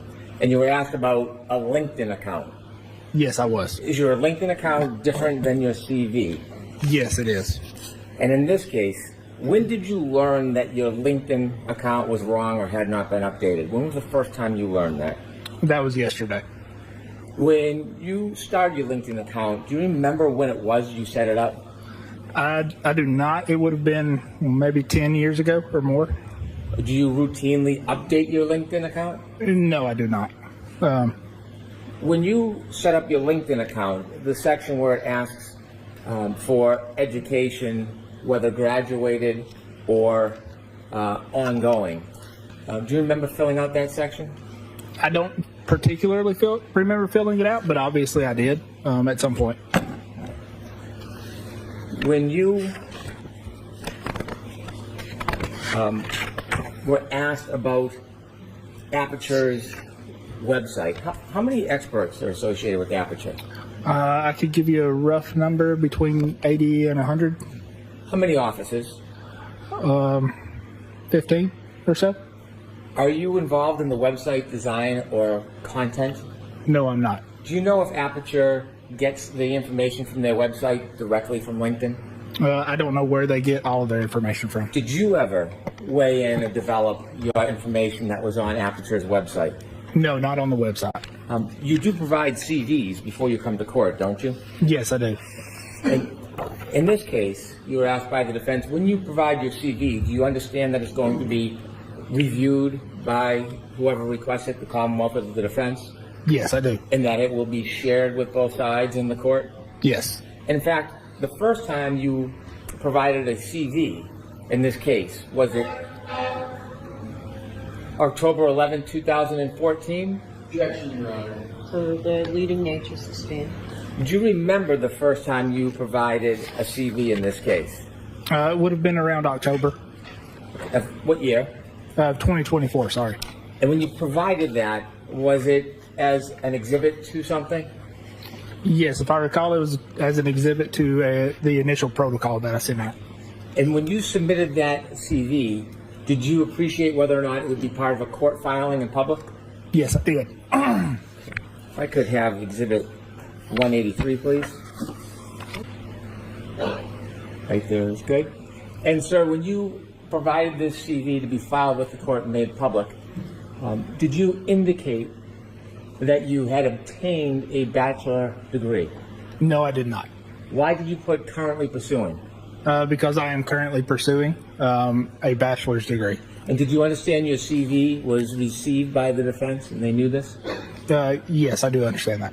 Subsequently, you were asked to provide an updated CV in April 2025? Yes, I was. Did you do that? I did. And can we have exhibit 184? Did you further appreciate this would be provided to both the court and the defense? Yes, I did. Did you represent to the defense that your education included earning a bachelor degree? No, I did not. You've testified in, you can take that down, please. You've testified in many other cases I have, yes. in courts around the country. Yes, I have. And when you've testified in other courts around the country, do you know whether there are transcripts of your actual testimony? Yes, I believe there are. Have you ever represented in any court that you achieved your bachelor's degree? No, I have not. Have you ever inflated your qualifications in a court? No, I have not.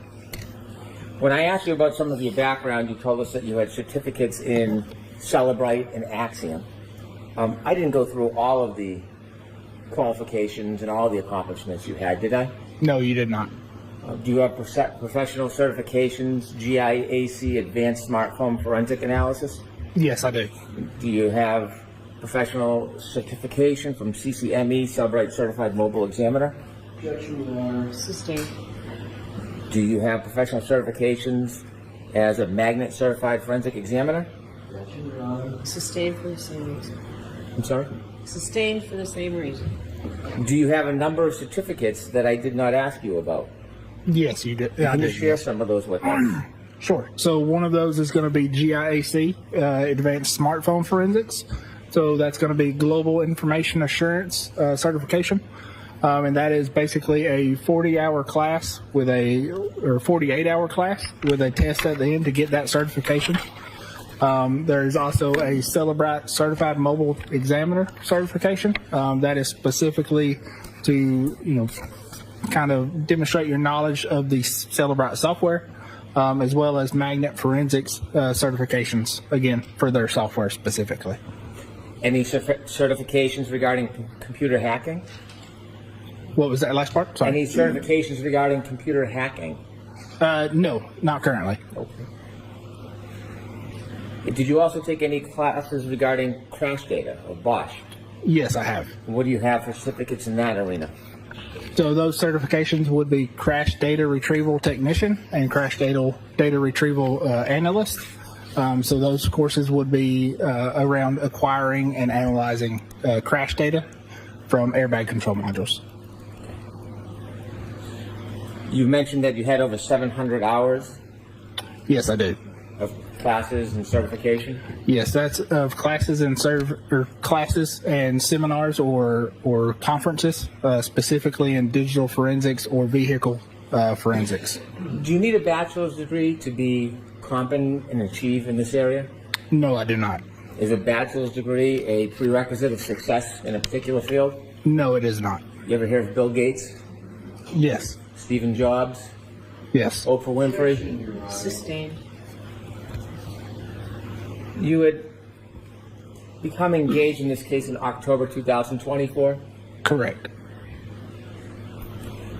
And when you first became engaged, you had a chance to look at photographs and some data? Yes, I did. At that point, you hadn't had a chance. Did you have had you had a chance to actually inspect any of the physical property? No, I had not.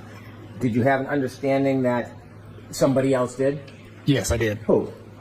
Miss Gaffney and a number of other people with the MSP. Attended some type of procedure? Correct. And do you know who led the actual procedure? As far as I'm aware, it would have been Miss Gaffney. The defense expert? Correct.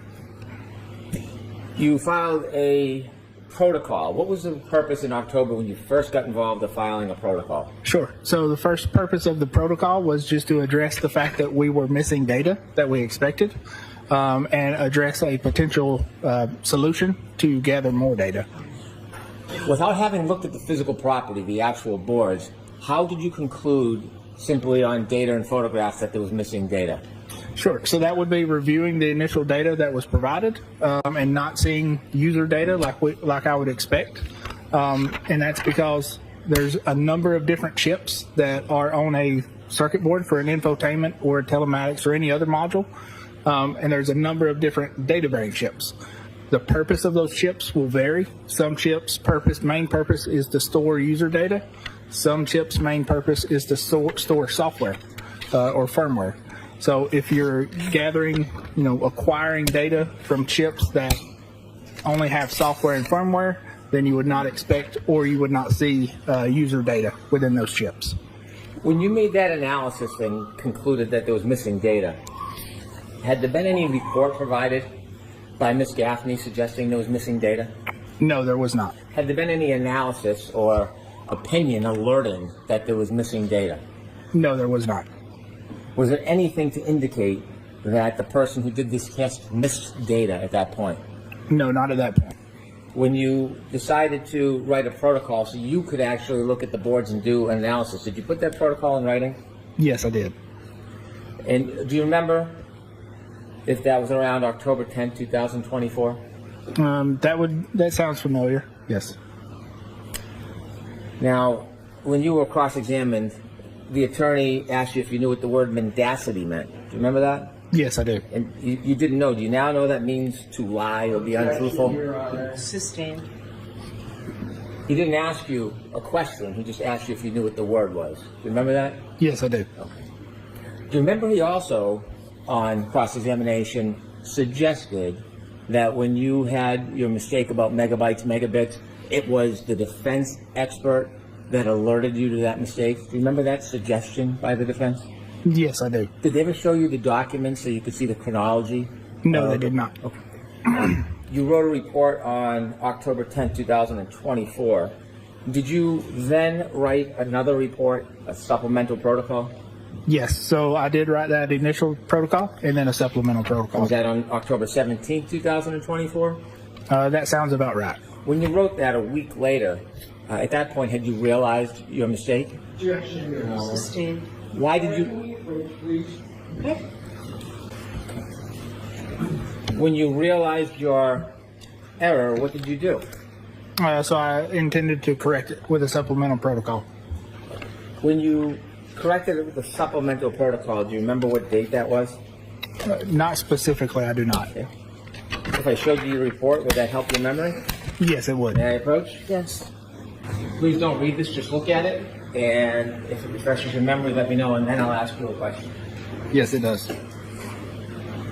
When did you correct your error with the supplemental protocol? That was on October 17th, 2024.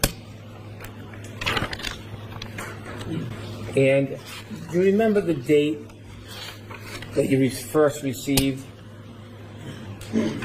any information from Mr. DeSorga? No, I do not Do you specifically. remember the date when Mr. DeSorga's information was first filed? No, I do not. And do you know if it was, whether it was after your October 17th supplementary report? Not specifically, but I believe it was after. And so when it was suggested that you had to be schooled or advised by Mr. DeSorga, was that accurate? Objection, Your Honor. Word it differently. Word it differently. The claim that was made that you weren't aware until someone advised you of your error, was that true? No, that was untrue. When you realized there was an error and you put it in a report, were you ever dissuaded from publicly alerting all the parties of your mistake? No. Do you leave stuff in or out of a report if you find it helpful or hurtful to one side? No, I do not. Have you, in this effort that you've made in this case, have you always been encouraged to provide all information, regardless of what it is? Objection, Your Honor. I'm going to allow that. Yes, I have. And who's encouraged you to always provide all information, regardless of what it No, says? no one. So my job is to assist the jury. So the jury, assisting the jury means presenting all the information. Have you ever been discouraged by me? No, I have not. When you looked at the photographs and you looked at the boards without actually touching them, how long did it take you to figure out that there was some other vehicle for data? Sure. So it took a few times to look at the photographs before I identified the micro SD card slot. You were asked whether it's important to be accurate and reliable. Is it in this field? Yes, it is. And if data is not found on the chips, is it a standard practice to look elsewhere? Yes, that would be a standard practice. Was that done in this case before you became involved? No, it was not. Who was the first person to identify where the missing information was? Myself. What happens if you miss information because you don't see it? So if you miss information, that's information that won't help in the analysis. In this case, the information on the SD card that you found, how important was that to this entire analysis? It was important to timestamp certain events. Without that information in the SD card, would you have been able to so accurately timestamp certain events? No, not so accurately. Before you were involved, was that information, that very important information for timestamps, was that available for either side? No, it was not. Is it now? It is. You were asked about Burla. When Burla did not have updated software to simply plug into a car and download the information, what process would have to be used? Sure. So best practice for vehicle forensics is if the module or a vehicle is not supported by a forensic tool, would be to remove that module, or let me start over, manually document the screens on that infotainment module if it's available and it can be powered up. But then also going through disassembling the module, identifying any type of chips or SD cards that may hold data, and acquiring that data. Is that called a chip-off process? It is called a chip-off process. Does it describe the process well, chip-off? Yes, it does. Since Ms. Gaffney did the original analysis and did that chip-off, has the software updated? Yes. And is that the Burla software? No, I'm sorry. So she has not done a updated analysis with the Burla software. But has the Burla software itself updated? So the Burla software itself has updated, but it is limited to, again, plugging in a USB into the infotainment module while it's in the car running. Does the updates in Burla software have anything to do with the SD card? No, it does not. Why not? Because, again, they're going a different route to acquire data. and they are acquiring a limited amount of data through what's called diagnostic logs. So if you think of diagnostic logs, your radio unit is keeping logs of any time things happen on the radio for manufacturer purposes. So Burla is taking those logs and they can interpret some of those logs. They are not acquiring all the data that is on the SD card itself. You have drafted a number of reports in this case. I have, yes. Regarding the chip-off process, did Ms. Gaffney ever write a report? No, not that I'm aware of. When you wrote reports in this case, do you expect for them to be shared? Yes, I do. When other experts, like, for example, Mr. DeSorga writes a report, do you expect to have a copy and review it? Yes. What is the standard practice when there are reports from different experts regarding the same subject matter? Sustained. Is there a standard practice Sure. regarding reviewing reports from similar experts in similar subject matter? Sure. So anytime a report is written by an expert, that report would be provided and shared with opposing experts. Reports, do they always come at the same time in a case? No, they do not. When you wrote your reports, how would you provide them so they could be disseminated? Sure. So that I would typically provide them to the client or the attorney that hired me, and then that would be disseminated from there. Did you have an opportunity to receive Mr. DeSorga's March 5th, 2025 PowerPoint? Yes, I did. Were you provided that by me, the Commonwealth? Yes, I was. And were you asked or given any direction on what you could or should do? No, I was not. Were you ever asked to reach any particular result? No, I was not. Were you ever asked to avoid anything? No, I was not. What did you see your role as when you receive a report from another expert like Mr. DeSorga? Sure. So when I receive a report, I would typically review it and then make a decision if it's better to address any issues in that report through testimony or address those with a supplemental report. And in that analysis, do you follow your own discretion or do you follow directions of the client? No, I would follow my own discretion. Did you ever receive any direction on what you should and shouldn't do regarding considering Mr. DeSorga's report? No, I did not. When you looked at Mr. DeSorga's report, did you have concerns about his report? I did, yes. I want to talk about his report in detail. Before we get there, share with us what your general concerns were about Mr. DeSorga's report when you reviewed the whole report. Sure. So what Mr. DeSorga does is take a couple different adjustment methods to attempt to adjust the clock from the Lexus with the iPhone. But what he does is takes a lot of methods or data points that are not applicable to the time that we're interested in. What do you mean? Can you explain with a little more specificity what he does? Sure. So if you think about it, your clock is constantly, changing as far as it syncs up with other GPS satellites or network time servers, and it's updating constantly. So a clock variance between two devices may be different at, say, 12 o'clock in the day versus 1 o'clock in the day. So best practice is to choose an event that is nearest to your time in question, so you have the most appropriate adjustment for that clock variance. Mr. DeSorga's analysis, did he choose the event most closely tied to the backing up event? Sustained. The backing up event, are you familiar with that time frame? Yes, I am. Okay. Was Mr. DeSorga's analysis based on information most closely related to that event? Sustained. What information did Mr. DeSorga choose to use for that analysis relative to the backing up event? Sure. So he chose a couple things. That's going to be call logs that happened on both devices or that was recorded on both devices, as well as a GPS data point, which was incorrectly identified as being near that or encompassing that 3-point turn. So what we did is did a more thorough analysis of that 3-point turn event when it occurred within the iPhone data, and then compared that and adjusted with the Lexus. Explain to us your concern about using call logs. Sure. So there's a number of call logs that you saw earlier that were recorded by the phone and the Lexus.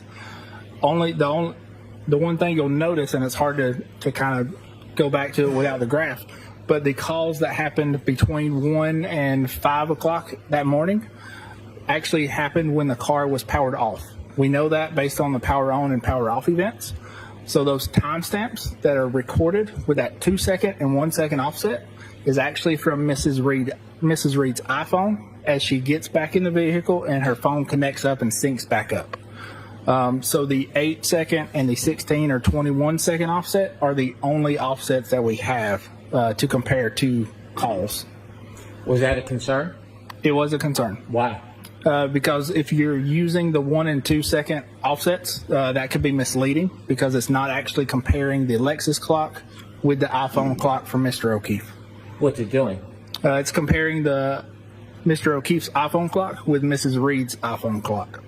What other concerns?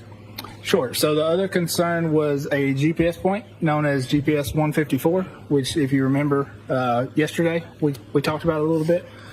So that was misidentified as being the end or towards the end of that 3-point turn. But when we look closer at all the location data, we can see that that actually occurs between 12:23:59 and I believe it was 12:24:07. Let me ask you some questions about what compelled you to look at the 3-point turn and synchronize the clocks. Were you aware of Mr. Whiffin's report where he offered that the last user interaction on Mr. Whiffin's phone was 12:32:09? Objection, Your Honor. No. You were asked, did you consider Mr. Whiffin's report where there was a last user interaction of 12:32:09 by the user? Objection, Your Honor. I'm going to allow that. You were asked if you considered that. Did you know that information? I did know that information was available and existed, but I did not use that in my analysis for the clock synchronization. Did that have any part of your motivation to do the clock synchronization? No, it did not. Were you attempting to match the synchronization with any of this other information that exists in data? No, I was not. You were also asked if you were aware of Mr. O'Keefe's phone that at 12:32:16 it ended its movement. Yes, I was aware of that, yes. Did that in any way affect your interest or your decision to synchronize the clocks? No, it did not. So my primary focus and to adjust the clocks was because I thought the PowerPoint slides by Mr. DeSogra were misleading.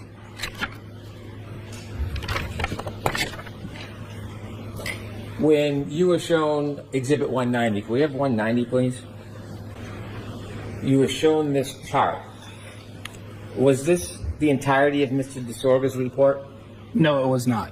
Was there text information offered by Mr. DeSorga to give his position or explanation of this? Yes, there was. Is that included in this exhibit? No, it's not. Did you get a chance to read Mr. DeSorga's report, including the actual text explaining his analysis and process leading to this chart? Yes, I was. Did you look at Mr. DeSorga's entire report? Yes, I did. I move to introduce Mr. DeSorga's report. No objection, Your Honor. Okay. So this was triple D for identification. That will be the next exhibit. You said as a result of Mr. DeSorga's report, you were concerned, so that compelled you to do your analysis that resulted in your May 8th report? Correct.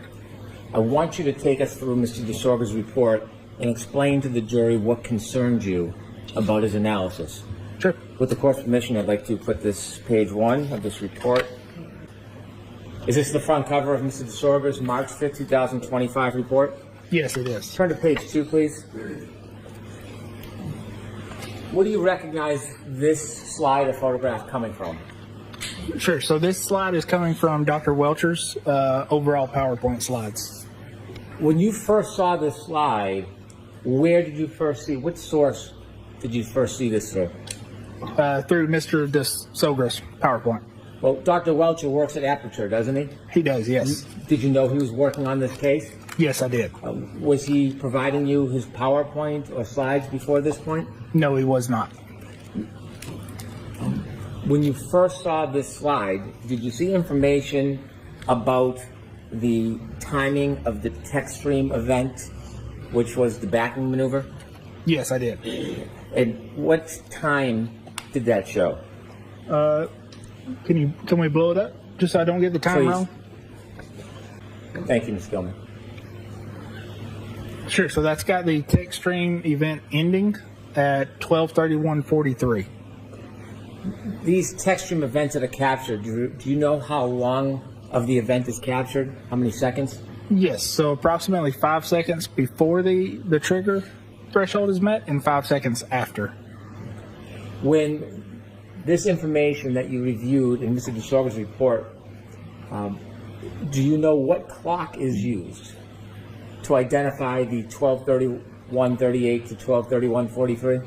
Yes, I do. And what clock is that? So that's a combination of the Lexus clock that's coming from the infotainment center, as well as the running timer that we discussed yesterday that's coming from the airbag module itself.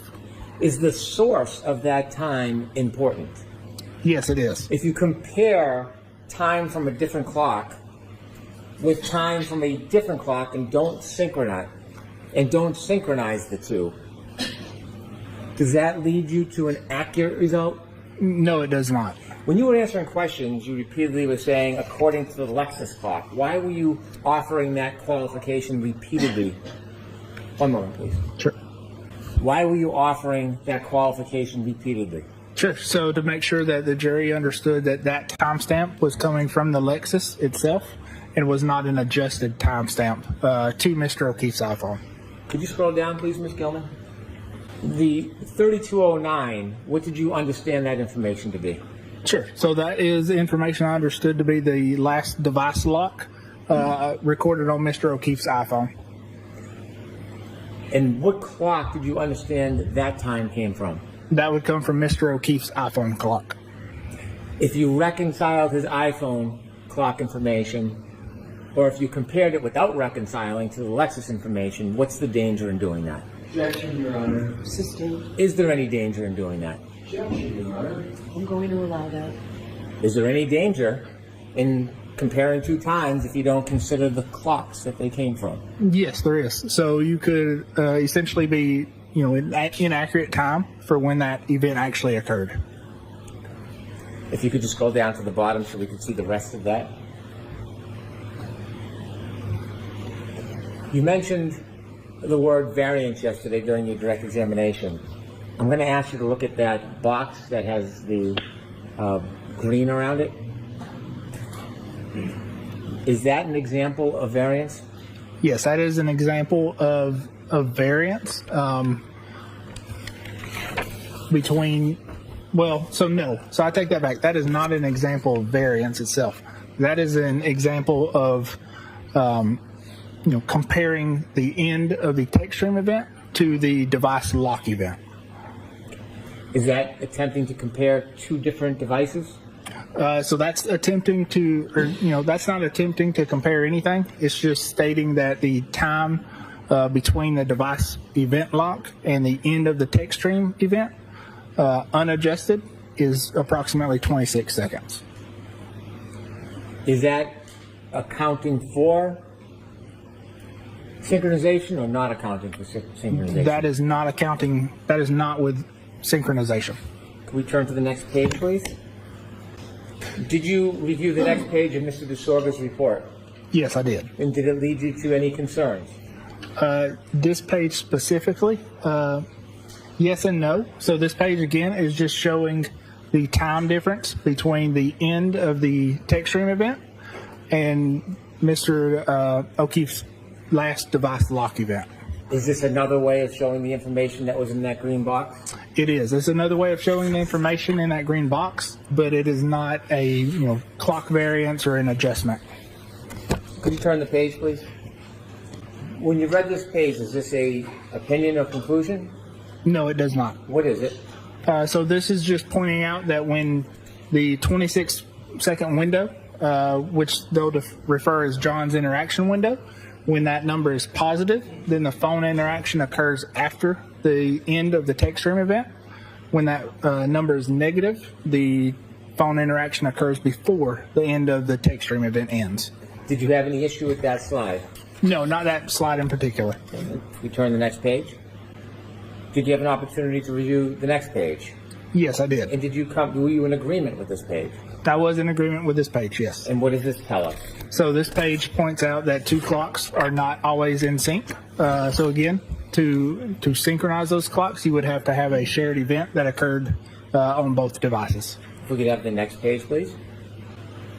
Were you in agreement with this page? No, I was not. Tell us what concerns you about this page. Sure. So this page is potentially misleading to the jury, again, by using, Just tell me what your concerns were. Sure. So my concerns with this, that it was potentially misleading to the jury. Objection, Your Honor, move to strike. I'm going to allow that. That's his concerns. Sure. So this slide was potentially misleading to the jury because it uses incorrect adjustments to try and adjust the times. How does it use incorrect adjustments? Explain that to us so it's very basic, please. Sure. So as we kind of go through the next few slides, you'll see. But essentially what they're doing is, or what is being done, is they're comparing call logs, timestamps from call logs from when the phone was off, suggesting that, again, that the lock event occurs after the end of the text stream event, as well as incorrectly identifying the GPS point when the 3-point turn ends. Will you better be able to explain that to us with the further slides that come next? Yes, I believe so. If we could turn to the next page, please. Is this just a label of what's to come? It is. And could we turn to the next page, please? If we could start, Ms. Gilman, with the top left-hand box, if you could enlarge that for us. Did you review this information in this box? Yes, I did. Okay. And before we get to your opinions, what does this information tell you? Sure. So this is a snapshot from my initial report where I point out that the ignition on happens approximately 3 seconds before the infotainment power on event. So you can see that. I think we're up a little too high on the page. Yeah. So highlighted in the red. That's based on our testing where we identified that the ignition on, or your finger on the ignition pressing it, and the engine coming on and the vehicle coming on happens 3 seconds before the infotainment system powers on. You were asked on cross-examination about that 3 seconds between the pressing the button and the infotainment system going on, but you weren't allowed to answer the question whether you considered it or why that was important. So I'm going to give you that opportunity now. Objection, Your Honor. Sustained. Ask the question, please. Okay. Is there significance to that 3 seconds, and did you consider it in your report and your findings? Yes, I did. Share with us. Sure. So when we make our adjustments based on the event, so in this case the 3-point turn, what we're looking at is the approximate time frame when that 3-point turn occurred via Mr. O'Keefe's iPhone. And then we're adjusting that for the approximate time that the text stream event and that 3-point turn ends. So as we sync those clocks, we're adjusting not only for the difference in the clocks, but we're also adjusting for this 3-second delay. Did you accommodate that 3-second delay in your analysis and your conclusions? Yes, that was included in my analysis. Now back to the screen. The information there, is that text taken from your actual report? Yes, it is. Could we shrink the screen, please? And then the photograph in the bottom left, if we could enlarge that. Is that as well from your report? Yes, that is also from my report. Did we look at that yesterday on your direct examination? Yes, I believe so. And briefly tell us what that depicts. Sure. So that's during our exemplar testing, where again we've got it rigged with cameras that are recording video and timestamps of interactions we're having with the vehicle, which include powering it on and powering it off. If you could shrink the screen and we'll go to the right, Ms. Gilman. What was the import of this screen to you in its entirety? Sure. So this is not actually a valid way to adjust or synchronize clocks because, again, we're not adjusting based on a shared event. So the ignition on event occurs. It's not recorded by Mr. O'Keefe's iPhone. But again, we are adjusting and including this in our timestamp adjustment. If we turn to the next page, please. You were asked about the process of synchronization through phone calls or through the 3-point turn data. Yes, that's correct. Why did you choose to use the 3-point turn data instead of phone calls? Sure. So I chose to use the 3-point turn data because it was closer in time to the event that was of interest, as well as it was based not only on the infotainment clock, but it was also based on that running timer. So once we adjust that first event to Mr. O'Keefe's phone, the second event is also based on that running timer, so it would also be adjusted. Did you have any concerns about using phone calls specifically? Yes, I did. And what were they and why? Sure. So those concerns were related to the phone calls that we could actually compare, and again, some of the phone calls that happened earlier or closer to the event of interest were not actually recorded by the infotainment system itself. Why is it important to take an event closest to the time of the event you're studying? Sure. So like I kind of said before, clock variants will change between devices as they are constantly syncing back up with reference systems. So a clock difference that you see at 1 o'clock in the day is not going to be the same as you would see at 2 o'clock in the day. When you chose the 3-point turn, how close to the backing up event was that in time? I believe it was within 10 minutes or so. Was that closer in time or further away in time than the phone calls as a method? That was closer in time than the phone calls. If you think back to the phone calls that we could have compared, those occurred at 5 o'clock in the morning. We turn to the next page, please. Did you have a chance to review this slide of the PowerPoint? Yes, I did. Okay. Now you see on the left is a box. Where's that box taken from? Sure. So that box on the left is taken from my report. That's going to be my initial report. January 30th, 2025? That's correct. Okay. And share with us what you were trying to express in this box. Sure. So again, this box is a... I'm sorry to interrupt you. I Sure. apologize. Ms. Gilman, is there any chance we could enlarge the box on the left? My apologies. Okay. Please proceed. Sure. So this is a comparison of the calls. So the infotainment call timestamps are on the furthest left column. So again, your infotainment system, when you plug your phone in, is recording and synchronizing your calls. It's not great about recording and synchronizing every call. So there's a lot of calls here that we don't have that we know exist based on Mr. O'Keefe's iPhone. So the calls that we do have that were recorded in the infotainment system, we can compare to the timestamps that those are recorded on Mr. O'Keefe's iPhone. So when we do that, there's a couple things we notice is during that 1 o'clock and 4 o'clock and 4:45 time frame, when we look back at the power on and off events, we know the vehicle was not powered on at that time. So the vehicle's off. So those timestamps are not coming from the vehicle. They're coming from Mrs. Read's iPhone or the defendant's iPhone. And then the times after 5:21, we know the vehicle has been powered up at that point. So those timestamps are coming from the infotainment system itself.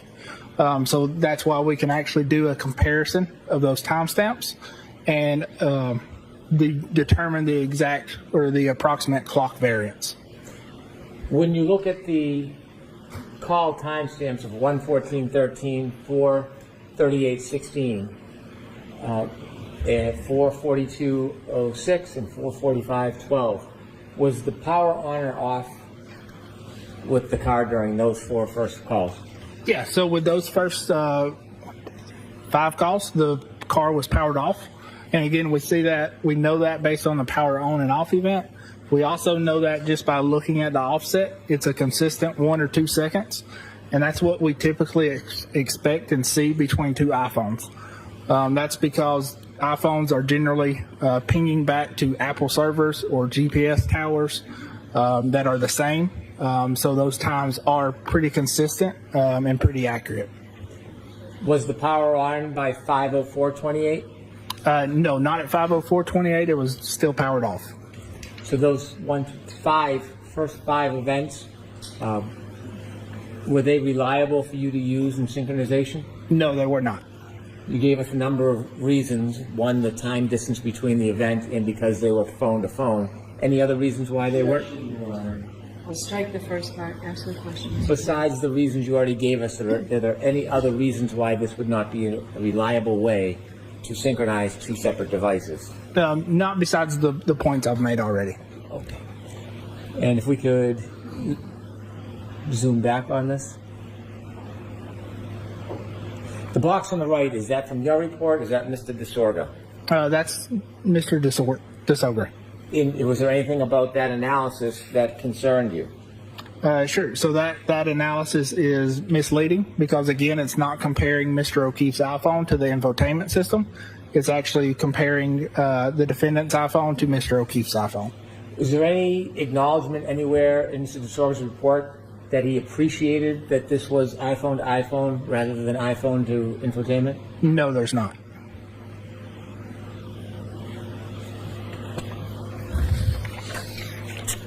Did you ever receive any report from Mr. DeSorga that would alert that he appreciated that this was iPhone to iPhone and not iPhone to infotainment? Objection, Your Honor. If we could go to the next slide, please. Is this a similar or different slide? Sure. So this is a different slide. Okay. If we can zoom in on the left box, please. Where does that box come from? Sure. So again, that's coming from the same page of my report, just highlighting the 5:30 phone call, and this is comparing the iPhone from Mr. O'Keefe with the infotainment clock. At that point, is the power on of the Lexus? Yes. So at this point, the power is on. So this is a comparison of the infotainment clock with the iPhone clock at that time. Could you zoom out? That final box that shows the comparison between the defendant's Lexus and Mr. O'Keefe's iPhone, do you have any concerns about the accuracy of that information for that time? No, so I think those times are accurate, but again, that's at 5 o'clock in the morning when we're trying to adjust the clock variance, and it's too far away from the time in question. So if we zoom back in to the box, we can actually see in the data what I'm talking about as far as clock variance will change, with time. So the phone call at 5:21, we see an offset of around 8 seconds between the two devices, between the infotainment system and the iPhone. And then at 5:30, which is only 9 minutes later, we can see that offset has actually increased between 16 and 21. In capturing this data, were there phone calls between the infotainment system and Mr. O'Keefe's phone?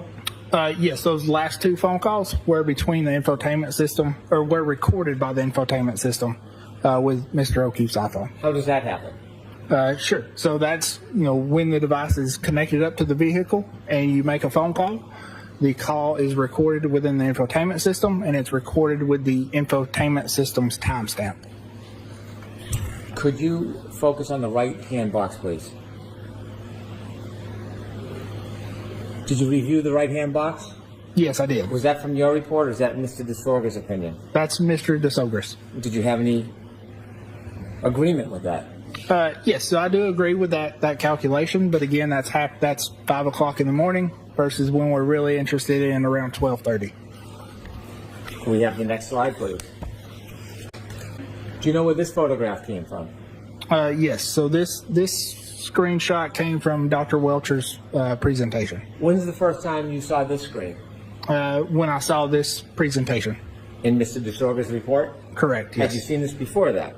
I had not seen this before that. If we could focus on a little more, especially the bottom left hand. When you reviewed this, did you feel any need to do further testing? Yes, I did. Why? So what we're looking at, if we zoom back out, so what that is the 12/23/38 is the approximate time that the text stream event occurred. Now, what we want to do is we want to be able to compare that to the 3-point turn from Mr. O'Keefe's iPhone. What you'll notice, though, is right here we've got a circled GPS point. So if we can zoom in there. So this circle here is actually circled GPS point 155, which is after this point, but we'll kind of ignore that. But GPS 154, and it's hard to see, the time is 12/23/58. When we look at that, what we see is that actually that GPS position is recorded before the 3-point turn even starts. You mentioned 154 begins recording before the 3-point turn starts. Correct. Is the end time of the 3-point turn a time before or after that 12/23/58? Sure. So the end of the 3-point turn logically would be after this point. At the time you saw the slide, had you broken down point 154? No, not at the time that I saw this slide. Could you zoom back out a little bit, please? The information in the right box, is that from you or from Mr. DeSorga? That is not from me. And when you read that, did that compel you to want to do anything? Yes, it did. So again, my initial thought was to address this during testimony. With further review and further thought, I decided it was best to offer a supplemental report. What this is, basically the math I agree with. The point I don't agree with is that GPS 154 is the time towards the end of the 3-point turn. And now reviewing further data, we know that's not true. The 12/23/58 event on the phone, is that related to the first event, the 3-point turn, or the second event, the backing maneuver? So that's going to be related. Was there any other data that was closer in time to the to the backing event that you had access to? No, not that we had access to. Let's turn to the next slide, please. You've seen this part of the report before? Yes, I have. Having seen the earlier part of the report, does it help you explain and understand this diagram? Yes, it does. Is this your diagram or Mr. DeSorga's? This is Mr. DeSorga's. Do you agree with this diagram? No, I do not. Okay, could you explain to us what this, from your perspective, from your experience, what this chart is trying to suggest? Sure. So this chart is trying to suggest that the lock event always occurs after the end of the text stream event. And again, that's using inaccurate adjustments to make that conclusion. I want you to use the pointer, and I want you to take us line by line why you believe that this is inaccurate in trying to conclude the time of those locking adjustments. Sure. So it's kind of hard to tell. So what we've got is we've actually got two different sections. So we've got the top section, which is 1, 2, 3, 4, 6 events. So that's going to be the GPS event, and those. Let's see. No, that's going to be this. It's hard to say. That's going to be the phone calls and the GPS event that are calculated in this. And it's also done with the 3-second delay as well, adjusted. But what we see is, so this obviously +1 is one of the phone calls that was from the defendant's iPhone time, so not from the infotainment system. So that's a inaccurate comparison. Same thing for the +2, the +1, and the +2 again, the +8, the +16. And the +20 are going to be those last two calls. If you'll notice, the very last call, we can't really tell which phone call is the correct one to compare, so we're using both within that same time frame. And that's why we get the 16 or the 21-second variance. But again, That's 5 o'clock in the morning, so that's not appropriate for the time that we were interested in. And then the 20-second variance is coming from that inaccurate GPS position comparison. Could we enlarge that a little bit, Ms. Gilman? On the 2021, is that plus or minus 21? So that is minus 21. The 20 and 21, is that based on different information than the 1, 2, and 8? Yes, it is. And explain again for us, where's the different source of the information? Sure. So the minus 20 is coming from that GPS point 154, which we know is not the end of the three-point turn. It's right before the three-point turn begins. And the minus 21 is coming from the last phone call that happens around 5:20, I believe, or 5:30. And again, that's 5 hours after the time of interest. The minus 20 and minus 21, is that suggesting that time should be taken off or put onto Mr. O'Keefe's phone for synchronization? Sure. So that's suggesting that time should be. I'd have to go back to the other slides. I believe that's either way. It's suggesting that the iPhone lock event occurs +6 or +5 seconds after the end of the text stream event. Besides not accommodating for the timing of that timestamp at the beginning of the three-point turn, is there anything else about this that concerns you? No, just that overall, these numbers can be misleading, again, because they're based on inaccurate adjustments, and could lead, again, the jury to believe that the lock event always happens after the end of the text stream event. Can we go to the last page of Mr. DeSorga's report? Is this a conclusion offered by Mr. DeSorga? Yes, it is. Did you agree with that? No, I did not. Why not? So based on those inaccurate adjustments, this slide is again kind of misleading in the fact that it states there's always interaction with Mr. O'Keefe's phone after the end of the text stream event. After reviewing this report, you told us you then engaged in further study for synchronization? Yes, I did. Did you call me on May 7th? Yes. Okay. And what were you told to do about a report? On May 7th? Yes. Sure. So I would finish the report and submit it. Did you? I did. And when did you submit it? May 8th. And do you know that it was provided to the defense by email on May 8th? Do you know if it was provided to the defense? Yes, I know it was provided. I don't know when. Now, if we could have Mr. Burgess's PowerPoint, we can go back to page 38, please. After you explain to us.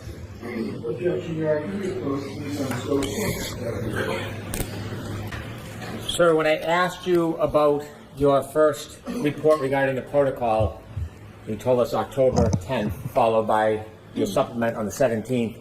You did not remember the day that you first received any information offered by Mr. DeSorga. Is there a document that may refresh your memory? Yes, there is. May I approach? Yes. I want you to read this. I just want you to look at it. You can look at any part of it. Okay. And look up when you're done, then I'll ask you a question. Does that refresh your memory the first time that you saw any information provided by Mr. DeSorga? Yes, it does. And when was that? November 7th of 2024. Before or after you recognized the megabyte oversight? That would be after. I want to go back to where we were at before we went to lunch. You had described two text stream events. I want to focus on the first text stream event, and that is the text stream event relative to the three-point turn. Okay. You had described that there was a timestamp 154. Just to reacquaint us, can you very briefly tell us the significance of 154? Sure. So GPS point 154 is a GPS point that occurs just before the three-point turn starts. And why is it important to identify when that turn starts and when it ends? Sure. So what we're specifically looking at comparing is the end of the three-point turn. that's going to be the text stream event ending, which is near the end of the 3-point turn, as well as the end of the 3-point turn as recorded in Mr. O'Keefe's iPhone. Was it important to identify the beginning and end of that event to come to a conclusion to a reasonable degree of scientific certainty regarding the variance between the text stream data and Mr. O'Keefe's phone? Yes, there was. So we can't say, we can pinpoint approximately when the 3-point turn ends based on the GPS data. But best practice would be to use a range of time. So the range we're using is the time that the 3-point turn starts to the time that the 3-point turn ends. Could we have from Mr. Burgess's PowerPoint number 41, please? Is this part of your presentation helpful in explaining the beginning and end point of that 3-point turn? It does.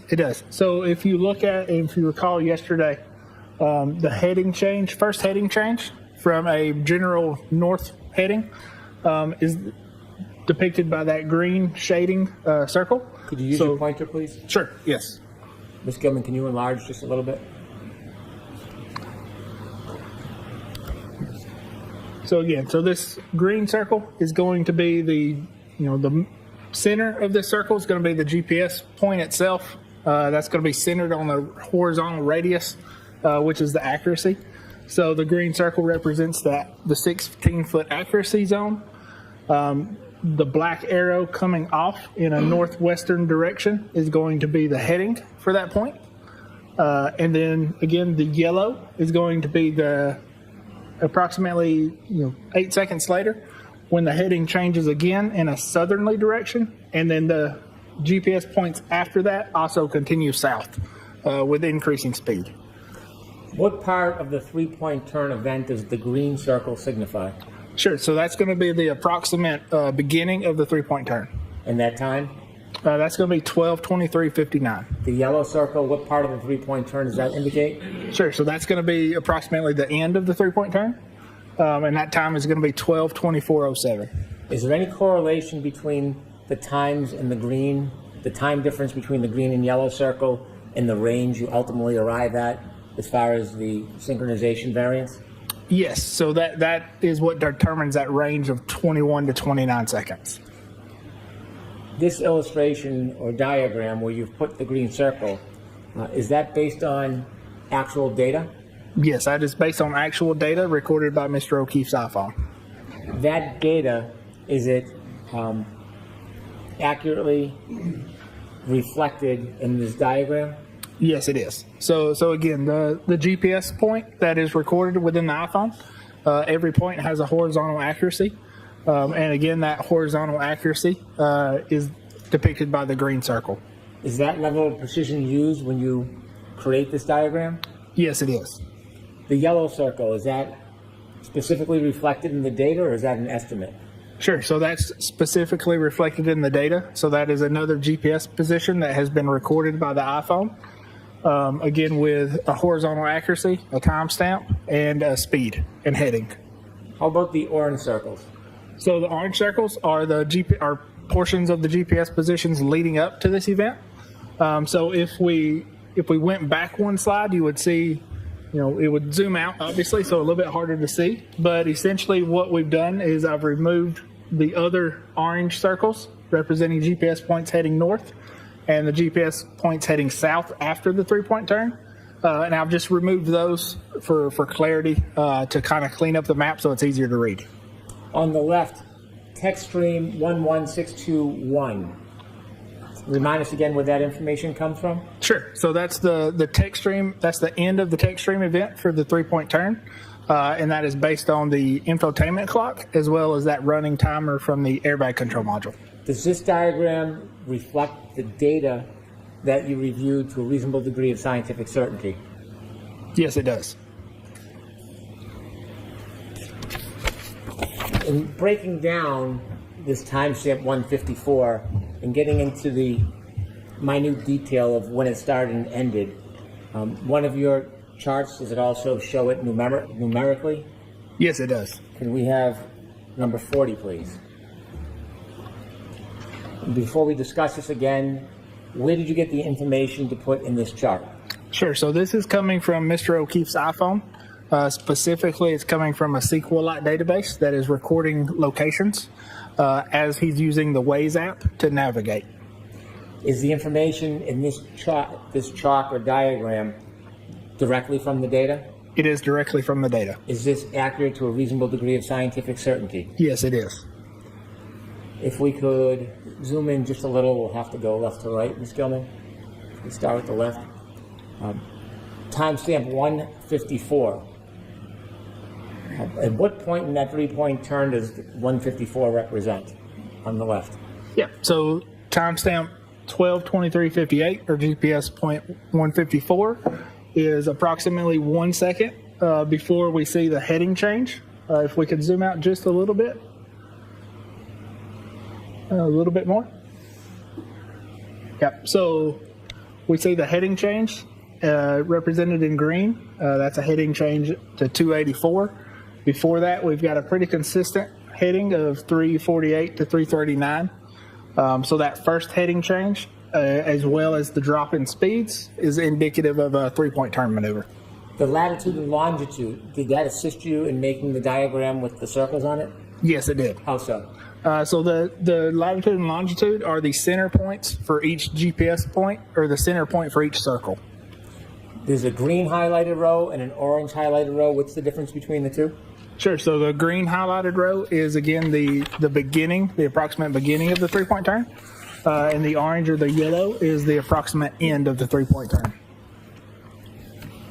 And the time between the green and the orange lines? Approximately 8 seconds. Is that consistent with the range that you've shown for synchronization? Yes, it is. Point 21 or plus 21 and plus 29? Yes, it is. The inevitable variance that you found between the text stream data and between Mr. O'Keefe's cell phone, could you share with us to a reasonable degree of scientific certainty what that variance is? Objection, Your Honor. Sustained. Do you have an opinion about the time range and the synchronization between Mr. O'Keefe's cell phone data and the Lexus clock that shows the text stream data to a reasonable degree of scientific certainty? Objection, Your Honor. We appreciate an approach at the appropriate time. Okay, so answer that question, yes or no. Sure. So, yes, I can. So I'll see you inside that one, Mr. Wilson. Thank you. Can we go back to slide 40, please?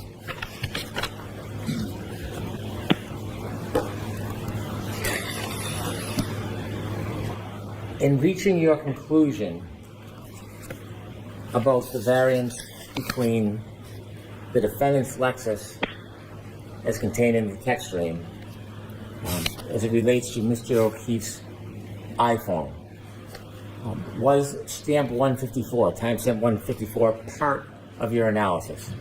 Yes, it was part of my analysis. Was the running clock on the text stream data part of your analysis? Yes, it was part of my analysis. What else was part of your analysis? Sure. So in addition to the location data, including the GPS 154, that would be the running clock for the text stream data, as well as the infotainment clock from the Lexus. How does the running clock correlate with the text stream data and with the time on Mr. O'Keefe's iPhone? Sure. So they correlate. So the running clock and the infotainment clock are used to create that timestamp for the text stream events 1 and 2. And then comparing those to the iPhone, we can adjust and get a clock variance for those. Did you come to a conclusion to a reasonable degree of scientific certainty about the variance range between the defendant's Lexus and its clock system and Mr. O'Keefe's phone? Yes, I did. And to a reasonable degree of scientific certainty, what is that variance that is needed to identify for synchronization? Objection, Your Honor. Overruled. That is 21 to 29 seconds. We now have number 43. Did you create this diagram? I did, yes. When comparing the text stream event, the backing maneuver, to Mr. O'Keefe's clock on his phone, Do you recognize the different timestamps on each device? Yes, I do. When you are trying to synchronize them, what do you do? What is the base? Do you start with the text stream event and you add, or do you start with Mr. O'Keefe's phone and subtract? Sure. So we could do it either way. Because we're wanting to compare this against other events that happened or occurred on Mr. O'Keefe's phone, we're going to adjust the text stream clock or the Lexus clock to Mr. O'Keefe's clock. But you could do it either way. The window that is depicted on this diagram, this is not the three-point turn? No, this is not the three-point turn. Which event is this? This is going to be the backing maneuver. The green, what does that green depict? Sure. So the green depicts the range of time that this text stream event ended. So based on our range of 21 to 29 seconds, and applying that, adding that to the Lexus clock, we get a adjusted time of 12:32:04 to 12:32:12, and that's going to be the approximate end time of text stream event 11:62:2.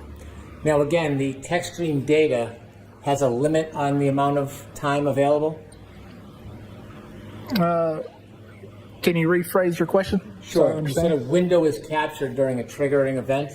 Sure, yes. So there is a window that's captured during the triggering event. And what is that window? How much time? Sure. So from the text stream trigger, there's 5 seconds before and 5 seconds after.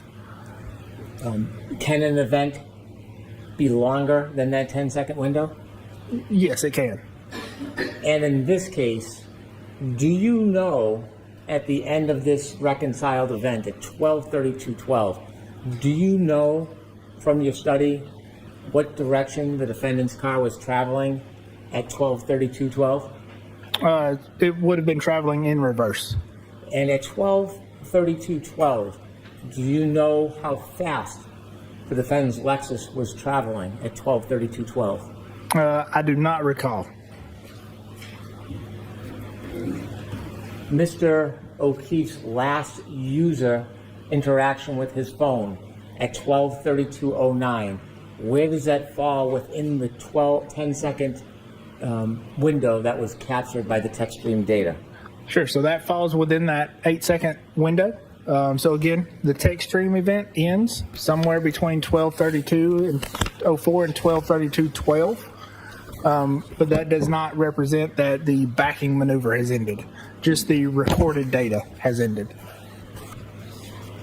And in your review, do you have, around this time, any other movement of Mr. O'Keefe's phone after 12:32:16?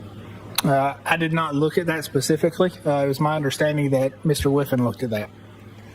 To a reasonable degree of scientific certainty, did both these events, the last user interaction and the window captured on the reconciled data for the text stream, happen around the same time?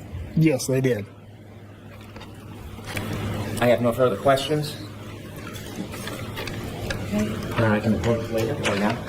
So we can approach again. Your Honor, I move into evidence the following pages from Mr. Burgess's PowerPoint presentation. Move into evidence page 41. I move into evidence page 40. And I move into evidence page 43.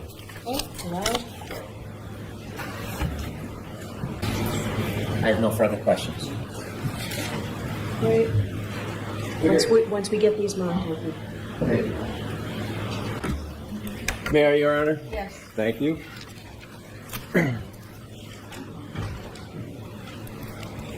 Mr. Burgess, between the time you left the witness stand yesterday until this moment, have you talked to anyone about this case? No, sir, I have not. Has a filing ever been made in any court in which your educational background has been misrepresented? No, not that I'm aware of. Pardon me? Not that I'm aware of.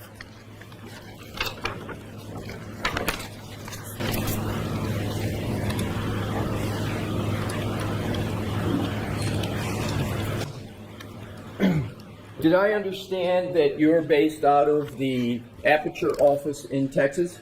Yes, I am.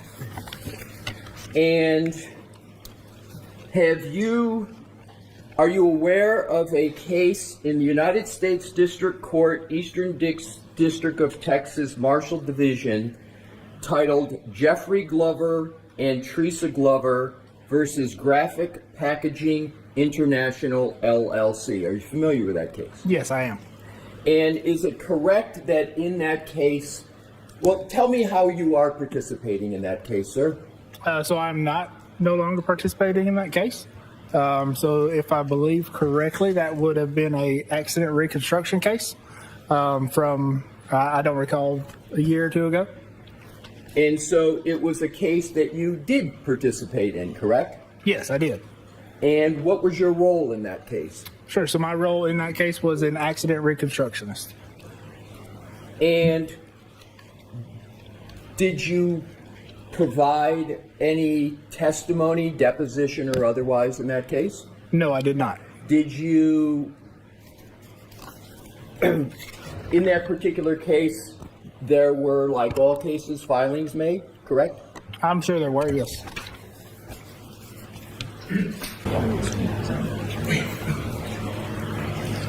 May I approach, Your Honor? Yes.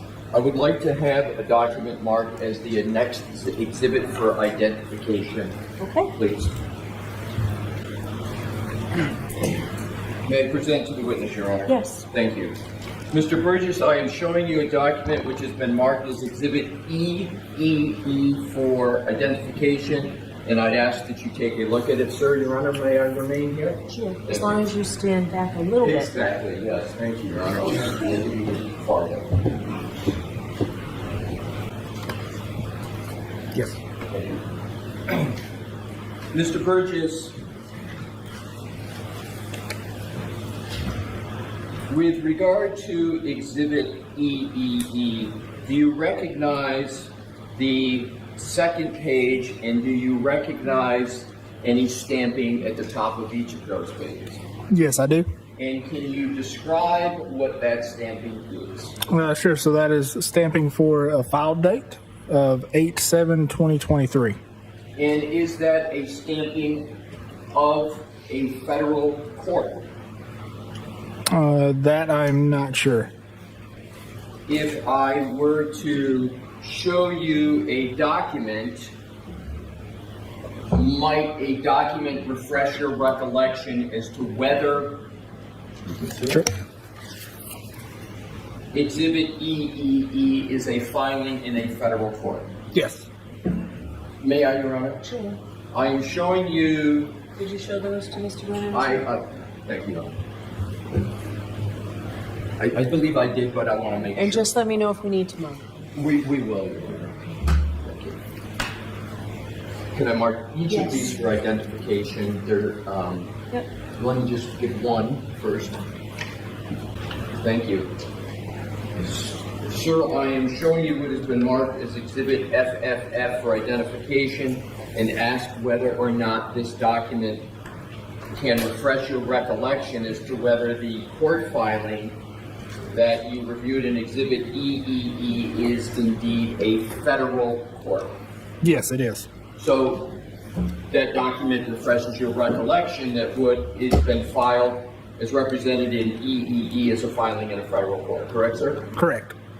Now, what I'd like to do is to draw your attention to the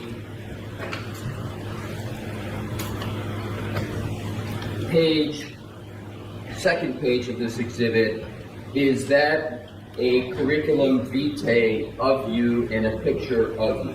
Yes, it is. And sir, under education, Objection. I would. The objection's sustained. Do you? Do you want to bring it over? We can take I it. will, Your Honor. I will. Jurors, feel free to stand up and stretch. May I approach again, Your Honor? Yes. Thank you.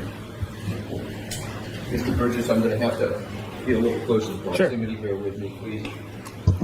What I would like to do, sir, is to put before you again Exhibit FF for identification and Exhibit EE for identification. And what I would like to do is to ask you some questions, sir, with regard to the process in the case.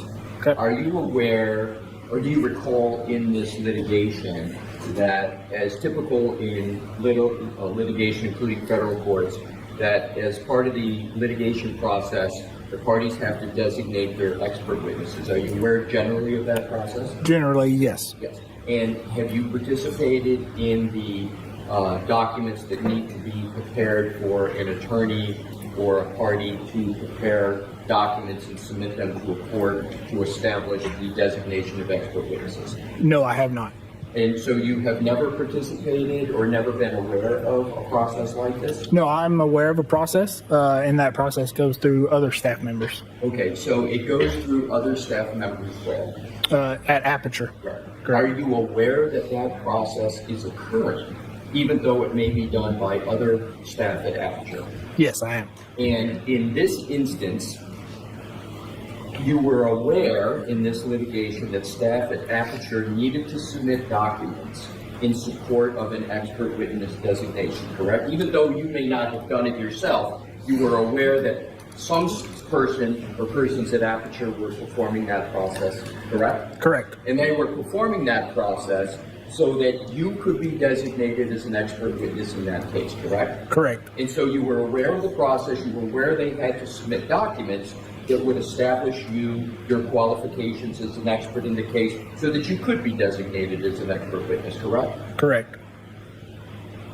And now specifically with regard to Exhibit EEE for identification with these court filings, etc., even though you may not have done it yourself, were you aware that this document, which is EEE, was submitted as part of the expert designation process we were talking about? Not this specific document, no.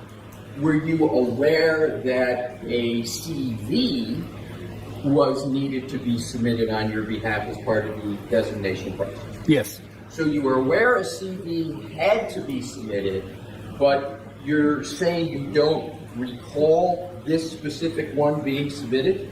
Correct. Does the timestamp up at the top of each page of Exhibit EEE, including this page that is your CV, match the timestamp, or is it different from the timestamp at the top of Exhibit FFF? No, that is the same.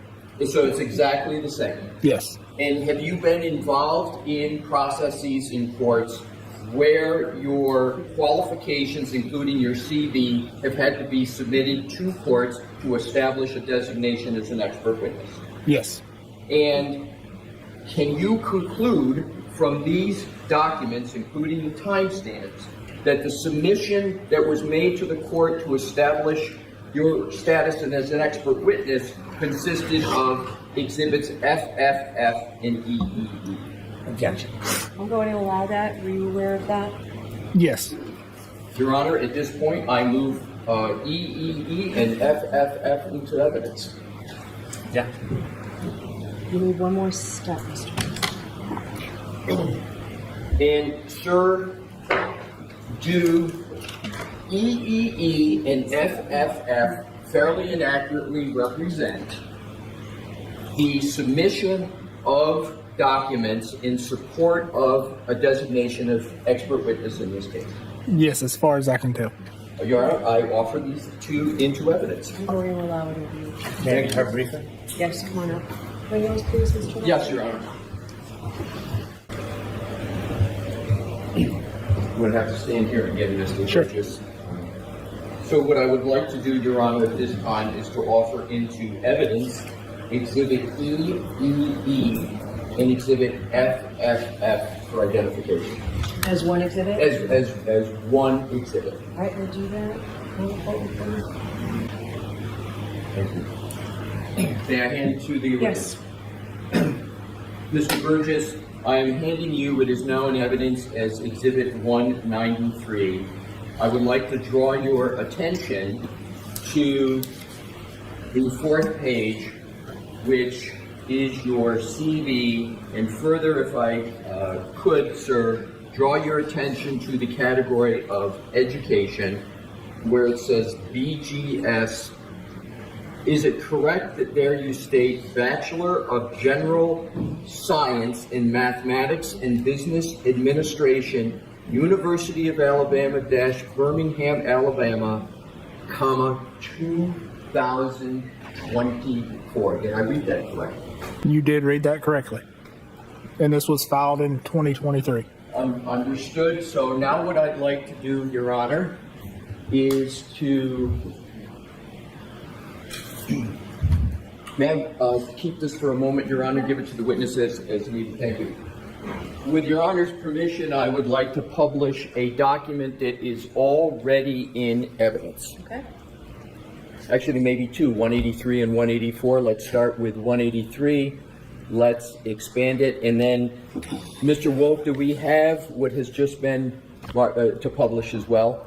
So what I'd like to do is to publish first, with the court's permission, Exhibit 193 that we were just talking about, so the jury can see what has been the subject of discussion. Now, Mr. Burgess, as I heard it correctly in questions from Mr. Brennan, you answered the question that whether you had ever filed a document that misstated your educational background in a court. Do you recall that question asked of you? Yes, I did. And your answer was no, correct, sir? Correct. So let's look at this document, which we've just gone through, was filed in federal court in the United States District Court, Eastern District of Texas, Marshall Division, which is a federal court. And attached to it is your CV, and in the line of education, it lists under BGS, Bachelor of General Science in Mathematics and Business Administration, University of Alabama, Birmingham, Alabama, 2024. You see that, sir? I do, yes. Now, you stated, and now what I'd like to do is do a, is there any qualification whatsoever in that line, that reference to BGS, qualifications at all, explanation, sir? Is there anything? I don't know what you mean. It's just a statement, right? There's words there, there's nothing after it that explains what's intended, correct? Correct. Now what I'd like to do, Your Honor, is to go to what was filed in this case, which is in evidence, and we'll go to 183 and then 184. Now, in what has been filed in this case, there is a currently pursuing at the end after University of Alabama - Birmingham, Alabama, correct? Yes, that's correct. Let's go back, please, to Exhibit 193. There is no currently pursuing there, is there, sir? There's not, but that was filed in 2023, so that would be an expected graduation date of 2024. Okay, so this document was filed in 2023.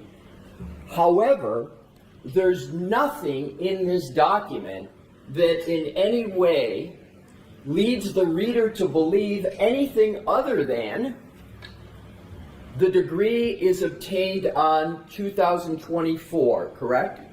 Correct. So the only way somebody in the court system or a judge or a jury would know anything about this is to have to know about court filing dates, correct?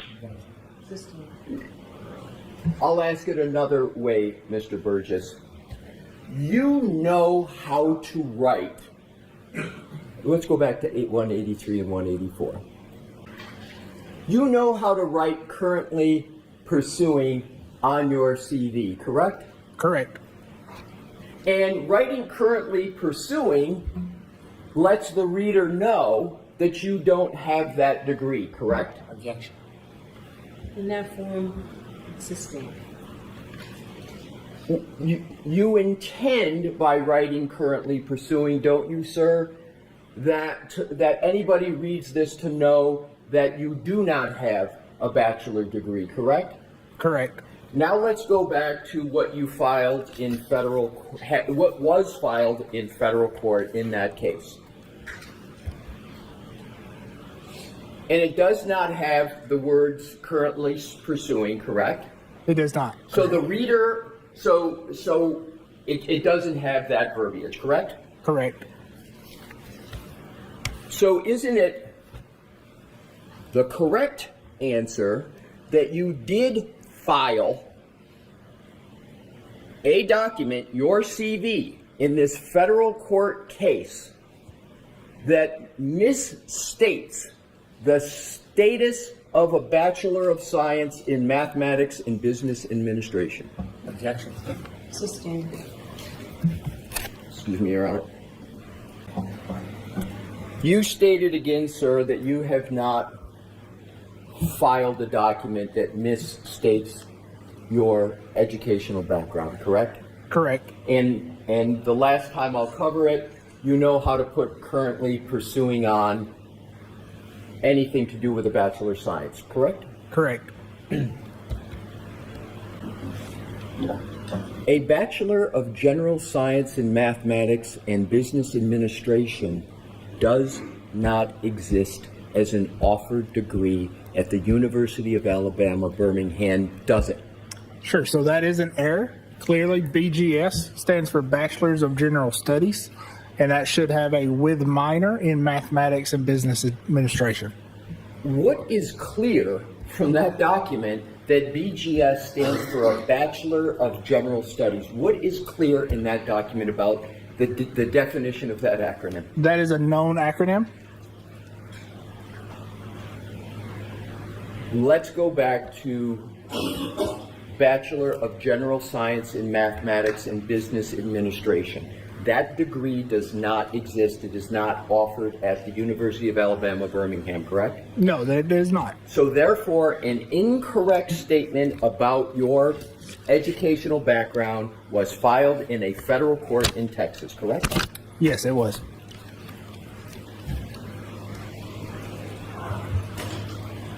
Did I take Mr. Alessi? That's it. Okay. Is there anything? There is. Okay. The document that the attorney just showed you, did you submit that to the federal court? No, I did not. Did you ever see that document before it was filed? No, I did not. The document says 2024 for a degree. Is there a presumption whether you had it or expected it if that document was filed in 2023? Yes, there is.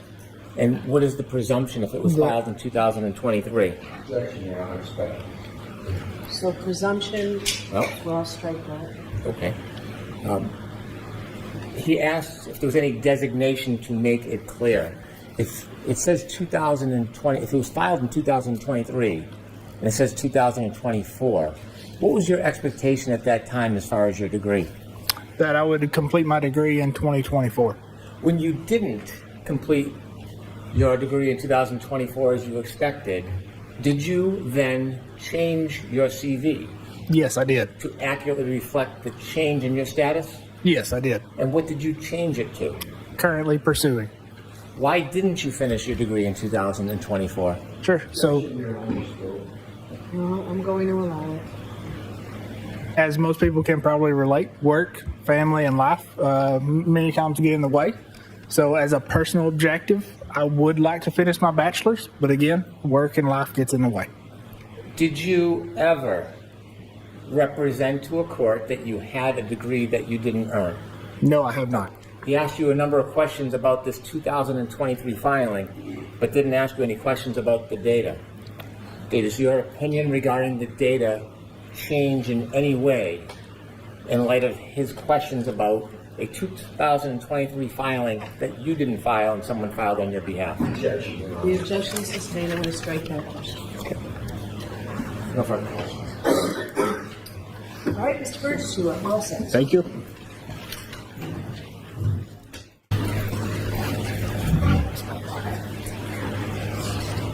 Mr. Brennan? I'd like to play a number of clips. If I could begin with clip 23. So we approach from the north, we actually missed the turn, and John says to me, it's Fairview, we just passed it, it's back there, it's on my left.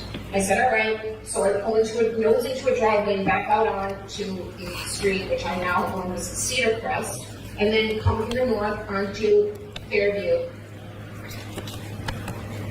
Like the next play, clip 25. At 12:41, I leave a voicemail to John, and you can clearly, and this will probably be played on Monday, you can clearly hear me pull into John's garage. You can hear my car sensors beeping as I come close to the side of the garage door. And then you hear the car go off, and then you hear the slight ding, ding, ding as I open the door, shut the door. I have high heels on the night. You hear me walk in, go into the stairs up into the kitchen, shut the door. You hear me walk in the kitchen. It's like a full minute long. That's at 12:41. And finally, clip 24. I do. I mean, I'll tell you, John and I argued the morning of the 28th, Friday morning. So we think we died right around 12:25, 12:30 on the earlier in the morning, June the 29th.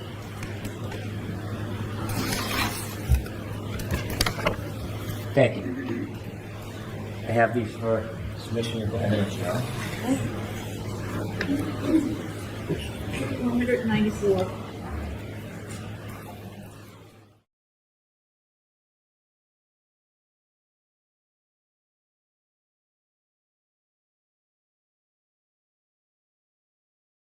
Want more on this case and others? Then press subscribe now and don't miss a moment of true crime coverage from Tony Bruschi and the Hidden Killers podcast.